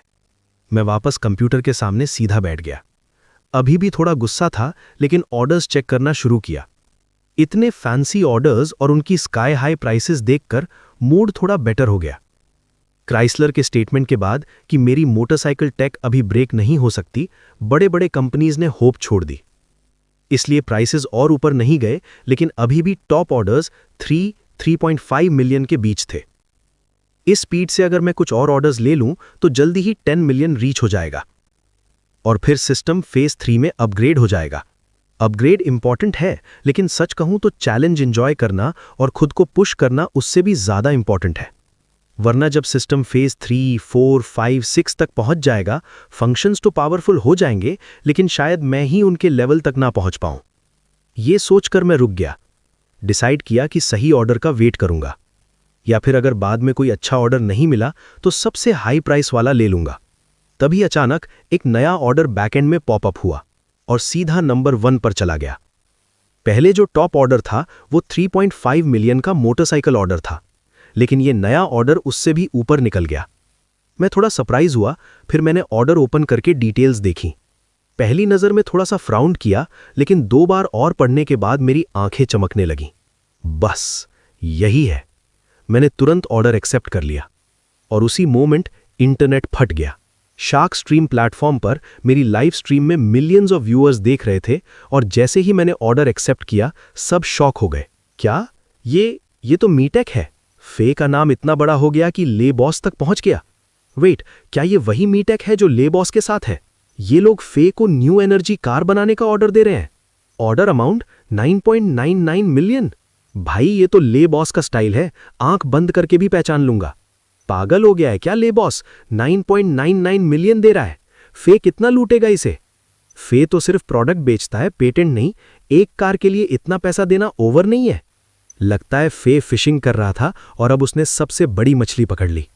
शायद ये उसका रिटायरमेंट ऑर्डर है, 10 मिलियन बनाते ही क्विट कर देगा। पर सच बोलूं तो ले बॉस बुरी तरह फंसने वाला है। मोटरसाइकिल और कार अलग चीजें हैं, स्पेशली न्यू एनर्जी व्हीकल्स। ये एक आदमी का काम नहीं है। अरे तुम लोगों ने पहले भी यही बोला था जब फे ने हाई गर्ल के लिए बाइक बनाई थी। तब भी सबने कहा था इम्पॉसिबल है। फिर क्या हुआ? बस बहस बंद करो। ले बॉस क्या सोच रहा है वो उसी से पूछते हैं। इतनी बात के बाद व्यूअर्स एक एक करके मेरी स्ट्रीम से निकलने लगे और सीधा मीटेक के ऑफिशियल वेबसाइट के कमेंट सेक्शन में फ्लड कर दिया। उधर यांगजिंग में मीटेक के हेडक्वार्टर्स में सब बोर्ड मेंबर्स इकट्ठा हो गए थे और पूरा हॉल केओस से भरा हुआ था। ये सब सिर्फ इसलिए हुआ क्योंकि ले बॉस ने मुझे ऑर्डर दे दिया था। ऑनलाइन लोगों को अभी तक पता नहीं था कि ये डिसीजन उसने अकेले लिया है, बिना बोर्ड अप्रूवल के। अब जब ऑनलाइन सिचुएशन हीट अप हो गई, मीटेक के बोर्ड मेंबर्स गुस्से में टेबल पे हाथ मार रहे थे। ले बॉस, आपको इस बात का एक्सप्लेनेशन देना होगा। सबको पता है शिनफे टैलेंटेड है, लेकिन सिर्फ कंप्यूटर्स और मोटरसाइकिल्स में।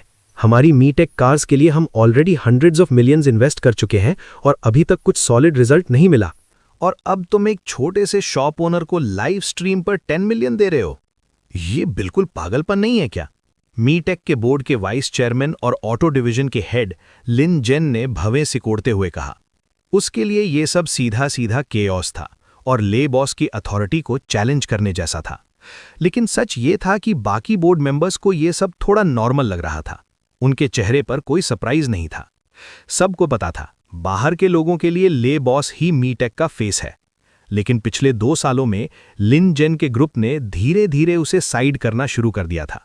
खासकर पिछले 1 साल में जब लिन जेन डामी ऑटो R&D का चीफ डायरेक्टर बना, सिचुएशन और सीरियस हो गई। और अब ले बॉस ने बिना बोर्ड अप्रूवल के न्यू एनर्जी व्हीकल का ऑर्डर प्लेस कर दिया।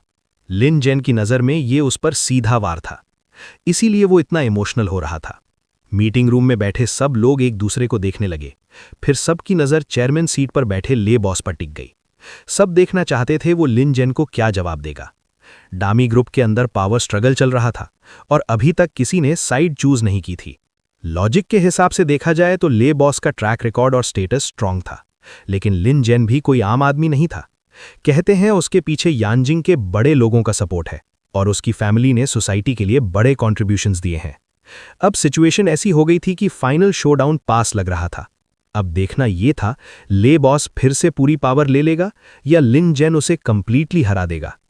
तभी ले बॉस हल्का सा हंसा और बोला, सिर्फ 10 मिलियन खर्च किया है, क्या उसके लिए भी तुम्हें रिपोर्ट करना पड़ेगा? मेजर एक्सपेंसेस के लिए बोर्ड मीटिंग होती है, लेकिन वो बिलियंस के लिए होता है। यहां सिर्फ 10 मिलियन की बात है।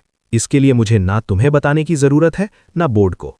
यह सुनकर लिन जेन ने सीधा उसकी तरफ देखा। उसके चेहरे पर गुस्सा और दुख दोनों साथ दिख रहे थे। उसने होंठ दबाया और बोला, ले 10 मिलियन छोटा लग सकता है, लेकिन इसका इम्पैक्ट डामी ग्रुप पर कितना बड़ा होगा तुम समझ भी रहे हो। जैसे ही तुम्हारे शिनफे वाले ऑर्डर की न्यूज़ फैली, 15 मिनट के अंदर ही डामी टेक हांगकांग के स्टॉक प्राइस में फ्लक्चुएशन शुरू हो गया। अब इन्वेस्टर्स और शेयर होल्डर्स हमारी स्ट्रेंथ पर सवाल उठा रहे हैं। एक लिस्टेड कंपनी जो न्यू एनर्जी व्हीकल्स पर फोकस करती है, वो एक छोटे वर्कशॉप ओनर को आउटसोर्स कर रही है। अगर ये चलता रहा तो डामी ग्रुप बर्बाद हो सकता है। मैं सजेस्ट करता हूं कि तुरंत शिनफे के साथ डील कैंसिल करो। तुम खुद पर्सनली क्लैरिफाई करो कि ये सब मिसअंडरस्टैंडिंग थी।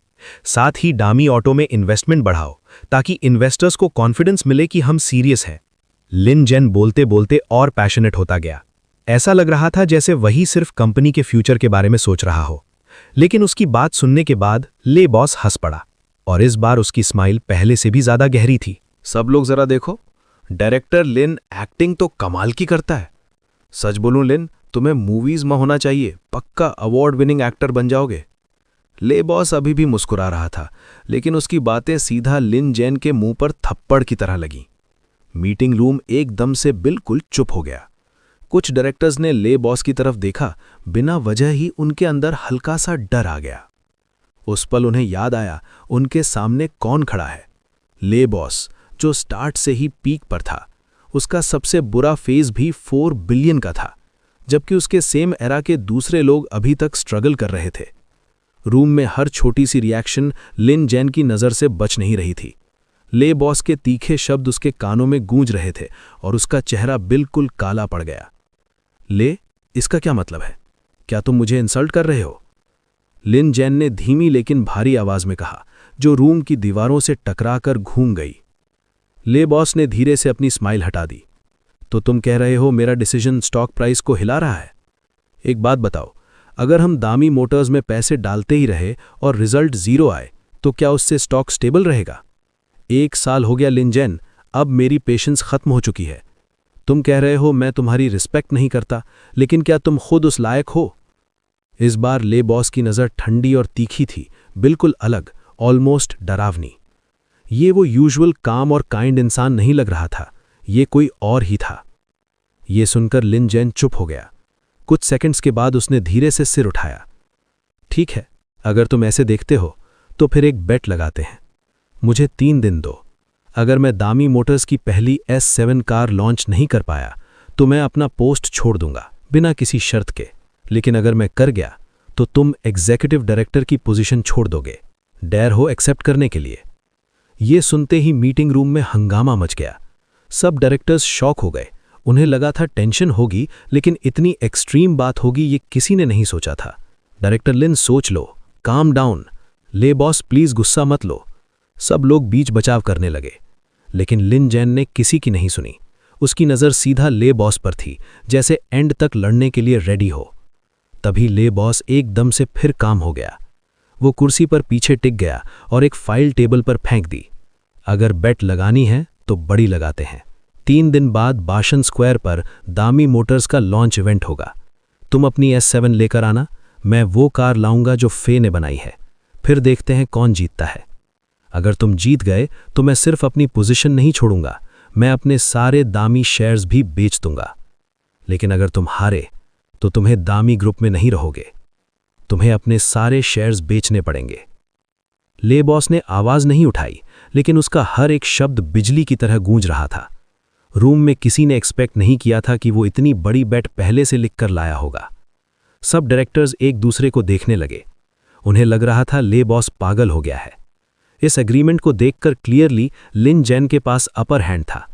दामी मोटर्स 1 साल से डेवलप हो रही थी, उसमें ऑलरेडी ह्यूज इन्वेस्टमेंट लग चुका था, और यहां ले बॉस सिर्फ शिनफे और 9.99 मिलियन के साथ उसे चैलेंज कर रहा था। मतलब सीधा सीधा ले बॉस और शिनफे वर्सेस पूरा दामी group.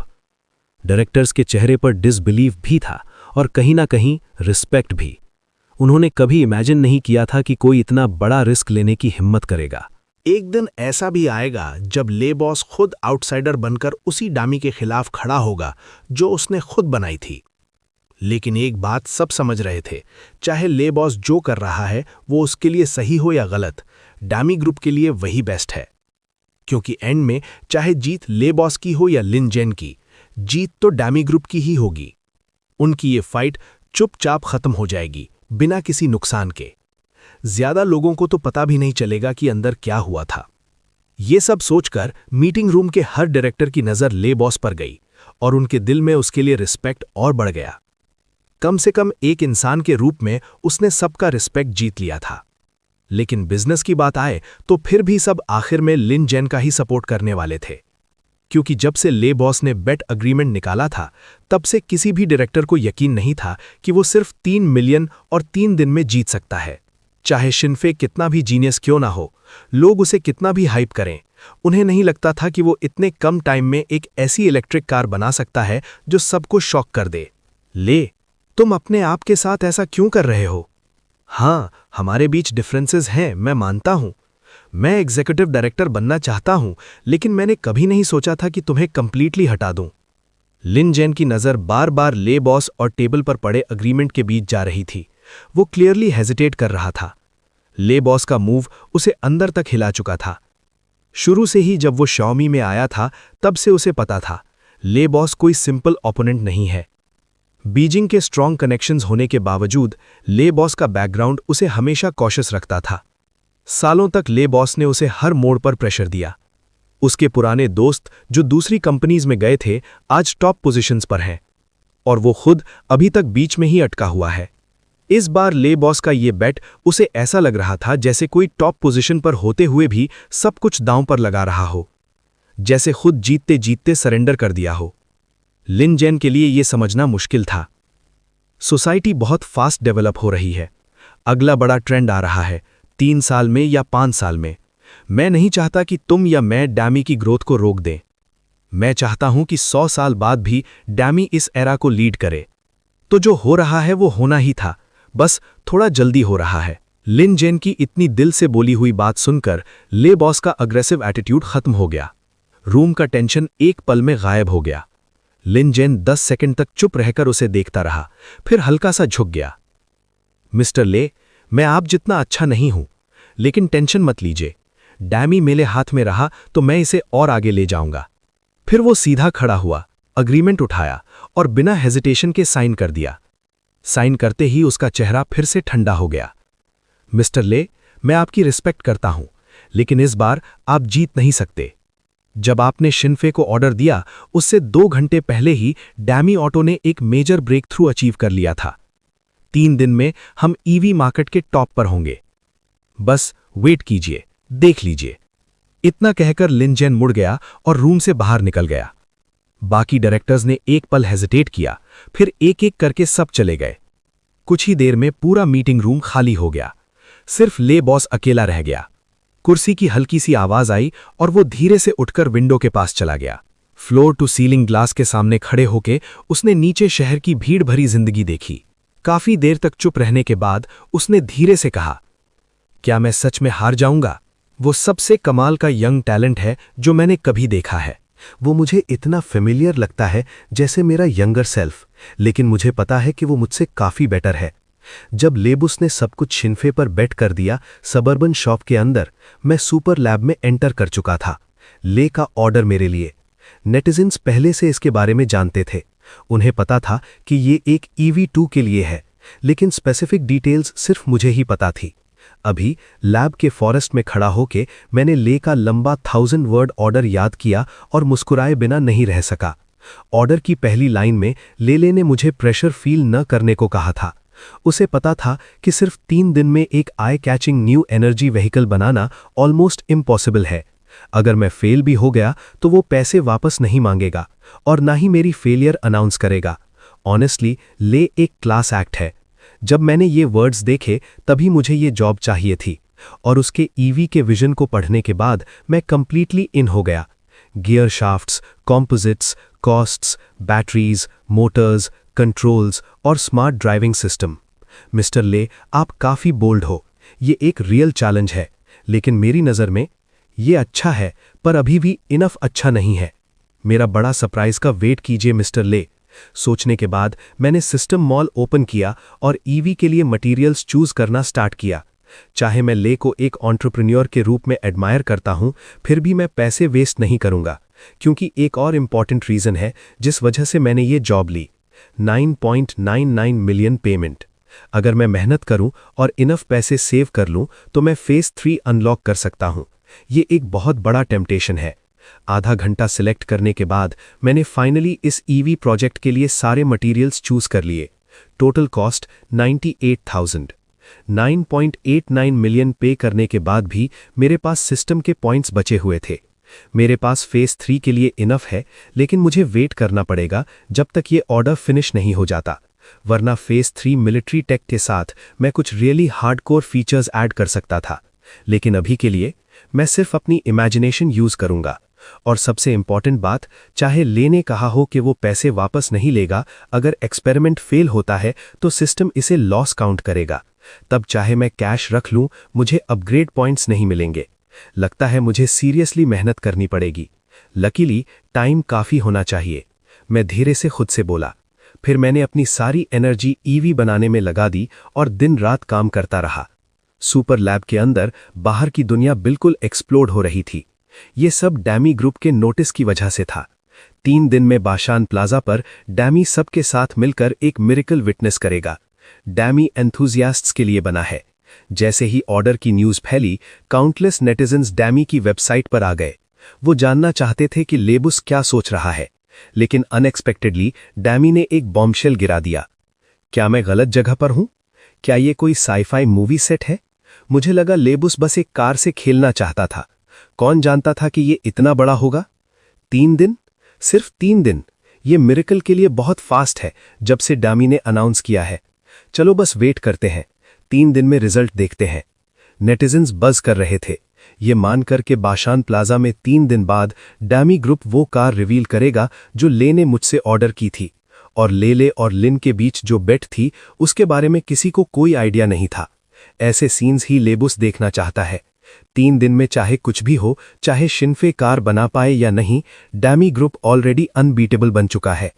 Dummy group already unbeatable हो चुका है और मेरी वजह से अब सबका फोकस डामी ग्रुप के न्यू एनर्जी कार लॉन्च पर है। वो लोग अब सच में इंटरेस्टेड हो गए हैं सबर्बन वर्कशॉप के अंदर क्या हो रहा है। मैं बिल्कुल अनवेयर हूं कि बाहर क्या चल रहा है। अभी के लिए मैं पूरी तरह से इस न्यू एनर्जी कार को बनाने में लगा हुआ हूं। पहले मोटरसाइकिल्स बनाने के मेरे एक्सपीरियंस की वजह से एक कार का फ्रेम बनाना मेरे लिए मुश्किल नहीं है। आखिरकार दोनों प्रोसेसेस काफ़ी सिमिलर होते हैं और सिस्टम के कटिंग एज ऑटो इक्विपमेंट की मदद से मुझे ज़्यादा कुछ खुद करना भी नहीं पड़ता। मटेरियल्स को मेरे डिज़ायर्ड स्पेक्स के अकॉर्डिंग मैच करना ईजी है। इसलिए सुपर लैब के अंदर मैंने लगभग 10 दिन स्पेंड किए, जो बाहर के टाइम के हिसाब से आधे दिन से भी कम है। मैंने बेसिक कार फ्रेम कंप्लीट कर लिया और सारे पार्ट्स असेंबल करना स्टार्ट कर दिया। ये स्पीड दुनिया की टॉप कार कंपनीज को भी शॉक कर देगी। वो बिल्कुल स्टन्ड हो जाएंगे, स्पेशली इसलिए क्योंकि मैं ये सब बिना किसी टेम्पलेट के कर रहा हूँ। सिर्फ कार की बेस्ट पॉसिबल फंक्शनैलिटी के बेस पर डिज़ाइन बना रहा हूँ। बेसिक बिल्ड के बाद अगला स्टेप है फाइनर डिटेल्स, जैसे न्यू एनर्जी कार के 3 मेन पार्ट्स, बैटरी, मोटर और कंट्रोल सिस्टम। ये कंपोनेंट्स डिसाइड करेंगे कि शेनफे की न्यू एनर्जी कार कितनी अच्छी परफॉर्म करेगी। पहले स्टेप के कंपैरिजन में ये पार्ट शेनफे को ज़्यादा टाइम लेता है, काफ़ी ज़्यादा। इसे कंप्लीट करने में 20 दिन से भी ज़्यादा लग गए, लेकिन फाइनली मैंने सब कुछ सॉर्ट कर लिया। अब मैंने सुपर लैब के अंदर 1 महीना स्पेंड कर लिया है, पूरा 1 महीना, और अब एक कंप्लीट न्यू एनर्जी कार मेरे सामने खड़ी है। बस बैटरी चार्ज करो और ये रोड पर चलने के लिए रेडी है। लेकिन मुझे पता है अगर मैं एक्सपेरिमेंट यहीं स्टॉप कर देता हूं तो सिस्टम शायद मुझे पासिंग ग्रेड नहीं देगा। मतलब सिस्टम इस एक्सपेरिमेंट को फेलियर बोलेगा, क्योंकि जो ऑर्डर लाइबस ने मुझे दिया था मैंने अभी तक सिर्फ आधा ही कंप्लीट किया है।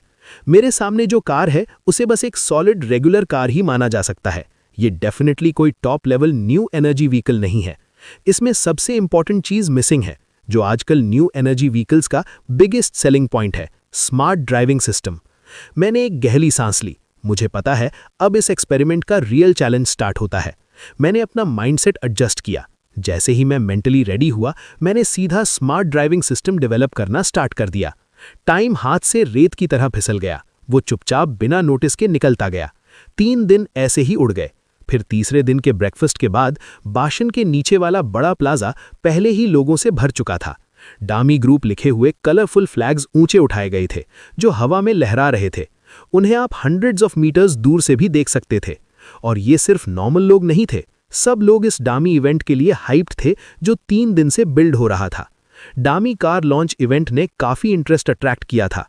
कुछ बिजनेस के बड़े लोग भी सुबह जल्दी उठ गए थे। कुछ अपने टीवीज के सामने बैठकर डामी की प्रेस कॉन्फ्रेंस का लाइव ब्रॉडकास्ट वेट कर रहे थे। डीप सिटी के एक ओल्ड स्टाइल विला के अंदर रेंजी टुआन, हुआवे ग्रुप के चेयरमैन, खुद हाथ से चाय बना रहे थे और कभी-कभी स्क्रीन की तरफ देख लेते थे। डामी ग्रुप की प्रेस कॉन्फ्रेंस ऑफिशियली स्टार्ट ना होने के बाद भी पहले से ही लाइव चल रही थी। स्क्रीन पर दिख रही क्राउड हुआवे के इवेंट से भी ज्यादा ग्रैंड लग रही थी। इस क्राउड को देखकर रेंजी चुआन की छोटी नीस जैंग चैन चैन अपना मुंह फुलाने से खुद को रोक नहीं पाई। उसने कहा, अंकल, ये तो बिल्कुल क्रेजी है। मुझे पता है शेनफे फेमस और टैलेंटेड है। उसने अकेला ही दुनिया की सबसे फास्ट और सबसे स्टेबल बाइक बनाई है। क्राइसलर ग्रुप को उसके पीछे भागने पर मजबूर कर दिया। लेकिन डामी और हमारा हुआवे क्लियरली अभी सेम लेवल पर नहीं है। जो लोग नहीं जानते वो शायद सोच लें कि डामी ही ड्रैगन कंट्री की टॉप टेक कंपनी है। जैंग चैन चैन के चेहरे पर थोड़ा सा नाराजगी भरा एक्सप्रेशन था। रेंजी चुआन उसे बहुत प्यार करता था, इसलिए वो हमेशा उसके सामने ऑनेस्ट रहती थी। अपनी प्यारी नीस को देखकर रेंजी टुआन सिर्फ सिर हिलाकर हल्का सा हंस दिया। चैन चैन, आज इस लाइव स्ट्रीम को ध्यान से देखना, मुझे लगता है तुम बहुत कुछ सीखोगी। डामी शायद हुआवे से बड़ा नहीं है, लेकिन टैलेंट के मामले में तुम्हारे 10 अंकल भी एक लेबस के सामने कंपेयर नहीं कर सकते, रेंजी टुआन ने सीरियस टोन में कहा। शायद वो हम्बल बनने की कोशिश कर रहा था, लेकिन क्लियरली वो लेबस को बहुत हाई रिगार्ड में रखता था, ऑलमोस्ट सबसे ऊपर। ये सुनते ही जैंग चैन चैन की बड़ी बड़ी आंखें चमक उठीं। उसने प्यार से रेंजी टुआन का हाथ हिलाया और क्यूट आवाज में बोली, अंकल, आपको कुछ समझ आ गया क्या? जल्दी बताओ ना, प्लीज बताओ। रेंजी टुआन ने उसकी तरफ हेल्पलेस लुक से देखा, एक सिप चाय ली और बोला, ठीक है, तुम्हारे अंकल का ये मूव क्लियरली हाइप लेवरेज करने के लिए है। Hype leverage? जैंग ने अपना सिर थोड़ा झुकाया, उसके चेहरे पर कंफ्यूजन क्लियरली दिख रहा था। रेंजी टुआन थोड़ा रुका, सांस ली, फिर बोला, चैन चैन, एक्चुअली तुमने ऑलरेडी नोटिस कर लिया है। जैसे तुमने कहा, डामी अभी हुआवे के साइज के आसपास भी नहीं है, कोई कंपैरिजन ही नहीं। लेकिन आज डामी का कार लॉन्च हमारे रीसेंट GGS7 अनवेलिंग से भी बड़ा क्यों लग रहा है? इतना बड़ा इम्पैक्ट क्यों? ये सब इसलिए क्योंकि लेले बस शेनफे के क्रिएट किए हुए हाइप को राइड कर रहा है। ये कहकर रेंजी टुआन ने स्क्रीन की तरफ गहरी नज़र से देखा। स्क्रीन पर लॉन्च इवेंट का ऑफिशियल स्टार्ट होने में 5 मिनट से भी कम टाइम बचा था। उसके पास बैठी जैंग चैन चैन की आंखें तुरंत वाइड हो गईं। अंकल, आप कह रहे हो कि लेले बस ने शेनफे से जो ऑर्डर दिया वो एक्चुअली एक्सपेक्ट ही नहीं कर रहा कि वो 3 दिन में न्यू एनर्जी कार बना लेगा? वो सिर्फ शेनफे की पॉपुलैरिटी और हाइप का यूज कर रहा है डामी कार को प्रमोट करने के लिए। रेंजी टुआन मुस्कुराया और सिर हिला दिया। चैन चैन, तुमने बिल्कुल सही पकड़ा। जब ये न्यूज़ आई थी, बहुत सारे एंटरप्रेन्योर्स ने मुझे कांटेक्ट किया था पूछने के लिए कि लेबस क्या सोच रहा है। इवन वे और BYD के हेड्स ने भी। मैंने बस उनसे एक सवाल पूछा और उन्हें सब समझ आ गया। जब वो कार डेवलप करते हैं, कितना टाइम लगाते हैं और कितना पैसा इन्वेस्ट करते हैं। कार्स कंप्यूटर्स या बाइक्स जैसे नहीं होते, ये काफ़ी ज़्यादा कॉम्प्लेक्स होते हैं, स्पेशली न्यू एनर्जी व्हीकल्स। वो लड़का शेनफे इम्प्रेसिव है, लेकिन 3 दिन में एक न्यू एनर्जी कार बनाना वो इम्पॉसिबल है। फिर भी मुझे शेनफे बहुत पसंद है। आजकल ऐसे स्ट्रॉन्ग टेक वाले यंगस्टर्स बहुत रेयर हैं, सच में बहुत रेयर। मैंने हुआवे के HR को बोला है कि शेनफे को जॉब ऑफर भेजें, मुझे लगता है वो इंटरेस्टेड होगा। शेनफे का नाम लेते ही रेंजी चुआन की आंखों में गहरी एप्रिसिएशन दिख रही थी, क्लियर एडमिरेशन। ये सब सुनकर जैंग चैन चैन की क्यूरियोसिटी और भी बढ़ गई। अब वो खुद को रोक नहीं पा रही थी। जैंग चैन ने ये सब सुना और उसकी क्यूरियोसिटी अब कंट्रोल नहीं हो पा रही थी। आखिरकार वो जानती है कि उसका अंकल अपनी जेनरोसिटी के लिए फेमस है।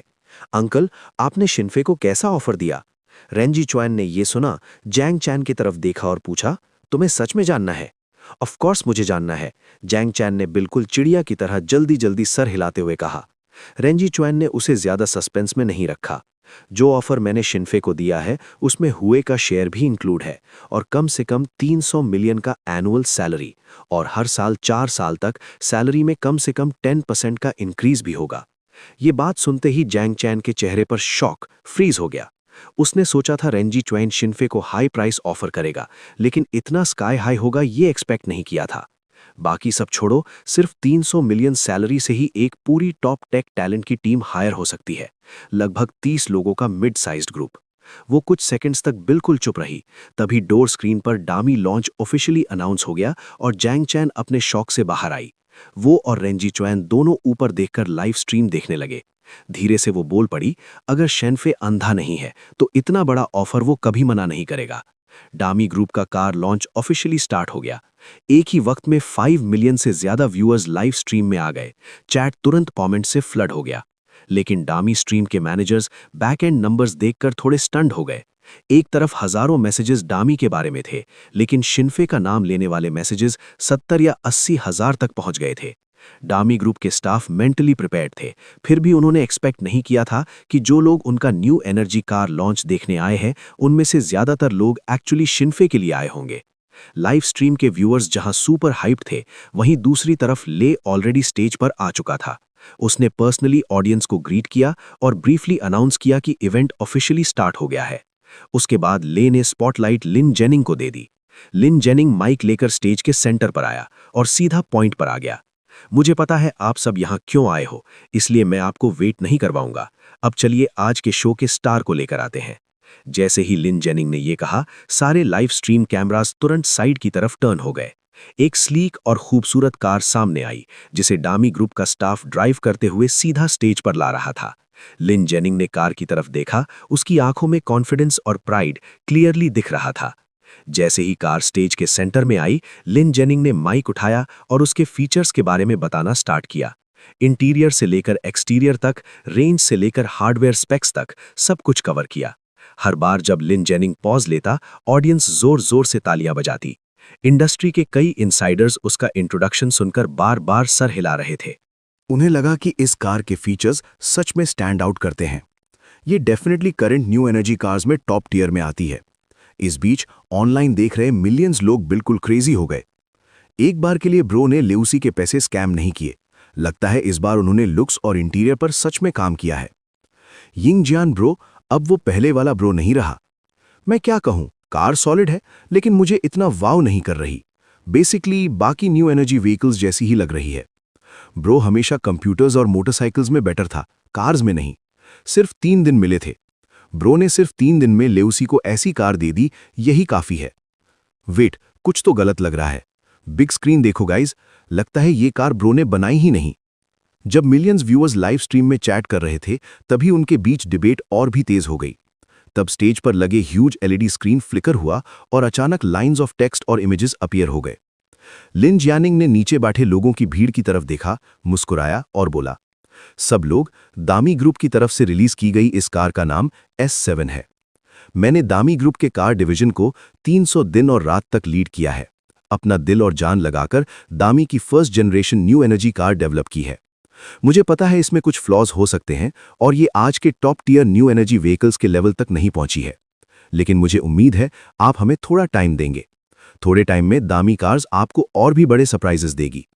जैसे ही लिन जैनिंग ने अपनी बात खत्म की, ऑडियंस में कुछ लॉयल दामी फैंस तुरंत तालियां बजाने लगे।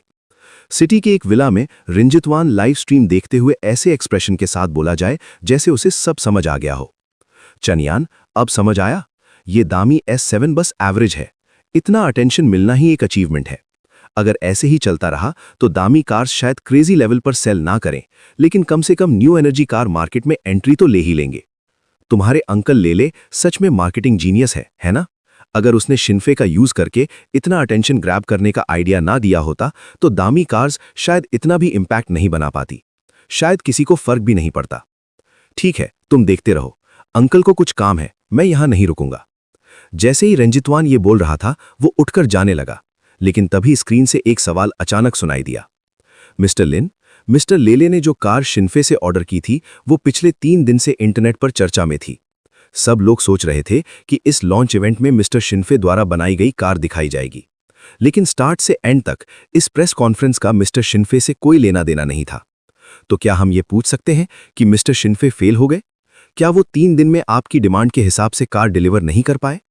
इवेंट पर एक रिपोर्टर ने माइक पकड़कर यह सवाल सीरियसली पूछा। रिंजितवान, जो अभी अभी उठकर जाने वाला था, ये देखकर थोड़ा रुक गया, फिर वापस बैठ गया। वेन्यू और लाइव स्ट्रीम दोनों जगह के व्यूअर्स इस जवाब को सुनने के लिए तुरंत अलर्ट हो गए। लिन जैनिंग ने यह सवाल सुनकर सिर्फ कामली मुस्कुराया, फिर उसने ऑडियंस में बैठे लेउसी की तरफ मुड़कर देखा। मुझे लगता है इस सवाल का जवाब खुद मिस्टर ले को देना चाहिए। लिनिंग ने लेउसी की तरफ एक विक्टोरियस ग्रिन के साथ देखा, जो वो छुपा नहीं पाया। जैसे ही उसने ये कहा, वहां मौजूद सब लोग सीधा लेउसी की तरफ देखने लगे। लेउसी ने धीरे से एक सांस ली, फिर अपना चेहरा रिलैक्स कर लिया, जैसे वो इस सिचुएशन के लिए कंप्लीटली रेडी हो। लेकिन तभी दुक दुक दुक ट्रैक्टर जैसी आवाज ने अचानक पूरी साइलेंस तोड़ दी। ये ट्रैक्टर वाली आवाज सुनकर सब लोग थोड़े शॉक्ड रह गए। आखिर ये एक high tech new energy vehicle launch था। ऐसा साउंड बिल्कुल आउट ऑफ प्लेस लग रहा था। होश में आते ही सब लोग एक साथ उस आवाज की डायरेक्शन में मुड़ गए। उन्होंने देखा कि प्लाजा के फार ईस्ट एंड पर एक ट्रैक्टर रुक गया है जो काला धुआं छोड़ रहा था। फिर उसका पुराना हिलता हुआ डोर अंदर से खुला और एक धूप से जला हुआ बूढ़ा आदमी उससे नीचे उतर आया। इतने सारे लोगों को अपनी तरफ घूरते देखकर वो थोड़ा नर्वस लग रहा था, लेकिन फिर जैसे उसे कुछ याद आया, अचानक वो जोर से चिल्लाया, वही बॉस है, वही बॉस का जगह है। शेन नाम के बॉस ने मुझे बोला था तुम्हारी कार यहां लाने के लिए। उस बूढ़े किसान की भारी आवाज पूरे वेन्यू में गूंज गई। सब लोग इंस्टिंक्टिवली ट्रैक्टर के पीछे की तरफ देखने लगे, जहां लकड़ी के ढेर के बीच से उन्होंने झांक कर देखा। ट्रैक्टर के पीछे उन्हें बस एक कार का कोना सा नजर आ रहा था। जब ल्यूकुसी को समझ आया क्या हो रहा है, वो तुरंत उस बूढ़े आदमी की तरफ चल पड़ा। मैं ही वो बॉस हूं जिसे तुम ढूंढ रहे हो। क्या मिस्टर शेनफे ने तुम्हें ये कार मुझे देने के लिए बोला? क्या ये वही कार है जो अभी तुम्हारे पीछे है? ल्यू के चेहरे पर एक्साइटमेंट क्लियरली दिख रहा था। शायद थोड़ा लेट हो गया था, लेकिन कम से कम शिनफे ने एंड में कार डिलीवर कर दी। उसने सच में टाइम पर कार यहां पहुंचा दी। लेकिन जैसे ही ल्यू आगे बढ़ने लगा ट्रैक्टर के पीछे की तरफ जाने के लिए, वो काले रंग का बूढ़ा आदमी अचानक उसके सामने आ गया और उसे रोक दिया। अभी नहीं देख सकते, अभी बिल्कुल नहीं, आप अभी नहीं देख सकते। आपने डिलीवरी फी नहीं दिया है। मैं घंटों ड्राइव करके ये यहां लाया हूं। मैंने सच में काफी घंटे लगाकर ये कार डिलीवर की है। मिस्टर शिन ने मुझे बोला था कि डिलीवरी फी आपसे कलेक्ट करूं। बूढ़े आदमी ने जल्दी से समझाया। ये सुनकर ल्यू भी एक सेकंड के लिए स्टन रह गया, और जो मिलियंस लोग लाइव स्ट्रीम देख रहे थे वो बिल्कुल फट पड़े हंसी से। मैं मजाक नहीं कर रहा, अभी पानी पी रहा था और तुरंत मुंह से निकल गया। हा, मैं हैंडल नहीं कर पा रहा, मुझे 3 मिनट हंसने दो। ट्रैक्टर से कार डिलीवर करना अलग बात है, लेकिन डिलीवरी के टाइम पैसे भी वसूलना, ये सिर्फ वही कर सकता है। वही सिग्नेचर स्टाइल, वही क्लासिक वाइब। फीजी अभी भी फीजी ही है। गाइस देखो, ल्यू अभी लाइव डाउट कर रहा है। ये फीलिंग परफेक्ट है। मैं तो खत्म हो गया हंस के। लाइव स्ट्रीम में सब लोग हंसी से पागल हो रहे थे और पूरा सीन भी हंसी से भर गया। सिर्फ वो बूढ़ा आदमी सीरियस था, ल्यू को ध्यान से देख रहा था, जैसे बिना पैसे लिए उसे कार देखने नहीं देगा। ल्यू वापस रियलिटी में आया और उसकी आंखें थोड़ी ट्विच करने लगीं। फिर उसने पीछे किसी को सिग्नल दिया। एक लड़की जो उसकी सेक्रेटरी लग रही थी जल्दी से आगे आई। उसने अपने वॉलेट से कुछ 100 रुपए निकाले और बूढ़े आदमी को दे दिए। बूढ़ा आदमी तुरंत मुस्कुरा दिया और ल्यू को साथ लेकर ट्रैक्टर के पीछे की तरफ चल पड़ा। थोड़ी देर बाद उसने ट्रक बेड का रेलिंग नीचे गिरा दिया ताकि सब लोग क्लियरली देख सकें कि शेनफे ने कौन सी न्यू एनर्जी व्हीकल बनाई है।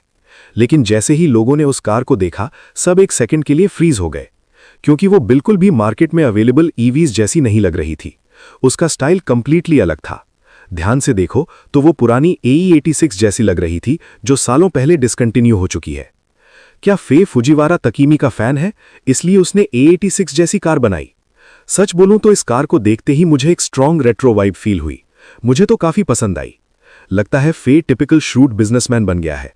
या तो उसने मेहनत से बचने के लिए या पैसे बचाने के लिए सीधा एक पुरानी यूज्ड कार ली और उसे न्यू एनर्जी कार में कन्वर्ट कर दिया। हा, बिल्कुल सेम लग रही है ब्रो। ऊपर जाओ भाई, तुम फे को अच्छे से जानते हो। जब ऑडियंस अपनी तरफ से डिस्कस कर रही थी, दूसरी तरफ लेबस वेट नहीं कर पाया और सीधा ट्रैक्टर के पीछे चढ़ गया। 5.5 लाइव कैमरा एंगल सीधा उस कार पर फोकस थे जो मैंने बनाई थी। थोड़ी दूर स्टेज के पास कोई अभी अभी नीचे उतर कर आया था। लीनिंग इस तरफ देख रहा था, लेकिन उसके चेहरे पर बिल्कुल भी इंटरेस्ट नहीं था, जैसे उसे कोई फर्क ही नहीं पड़ता। उसके पास ही डैमी ग्रुप के कुछ बोर्ड मेंबर्स खड़े थे। इस वक्त वो लोग पहले से ही लिन जेनिंग को कंग्रेचुलेशंस देने लगे थे।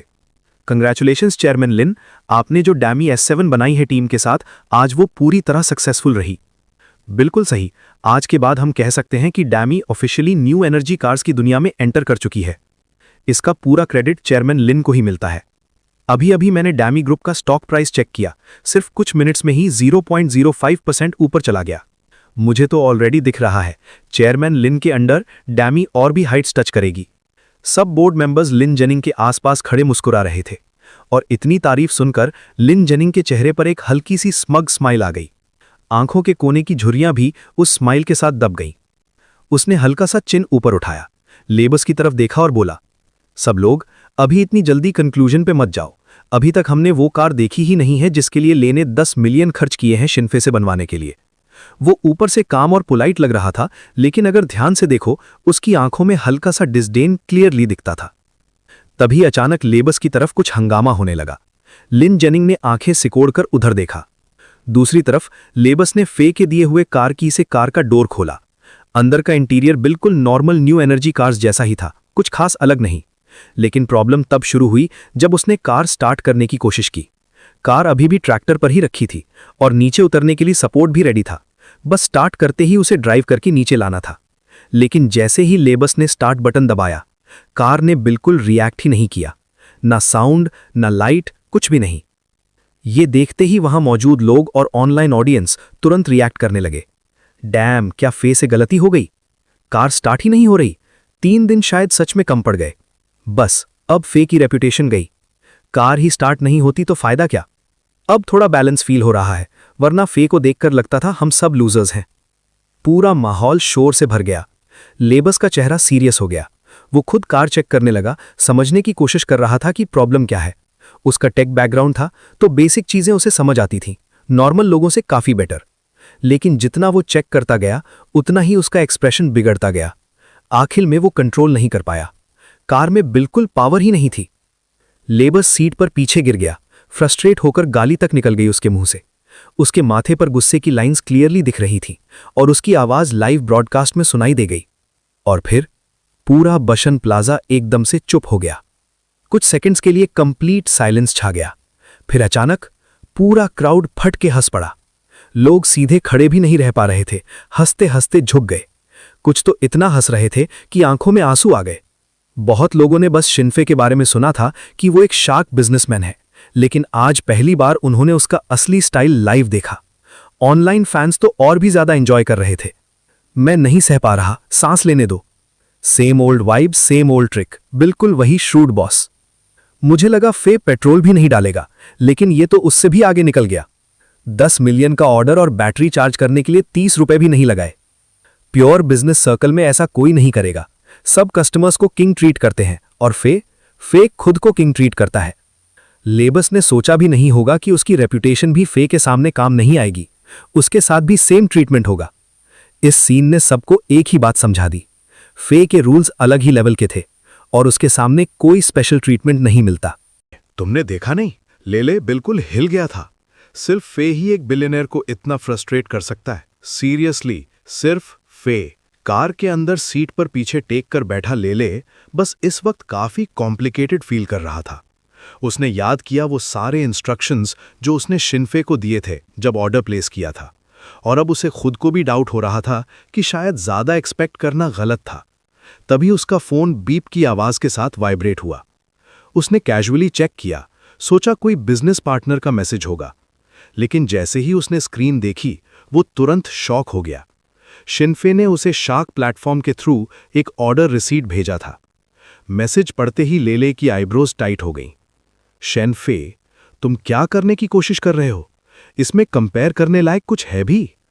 वो धीरे से खुद से बोलता है और फिर चुप हो जाता है। कुछ सेकंड्स के लिए वो बस सोचता रहता है। लगभग 10-15 सेकंड बाद डामी ग्रुप के स्टाफ एक मोबाइल चार्जिंग स्टेशन लेकर आ जाते हैं।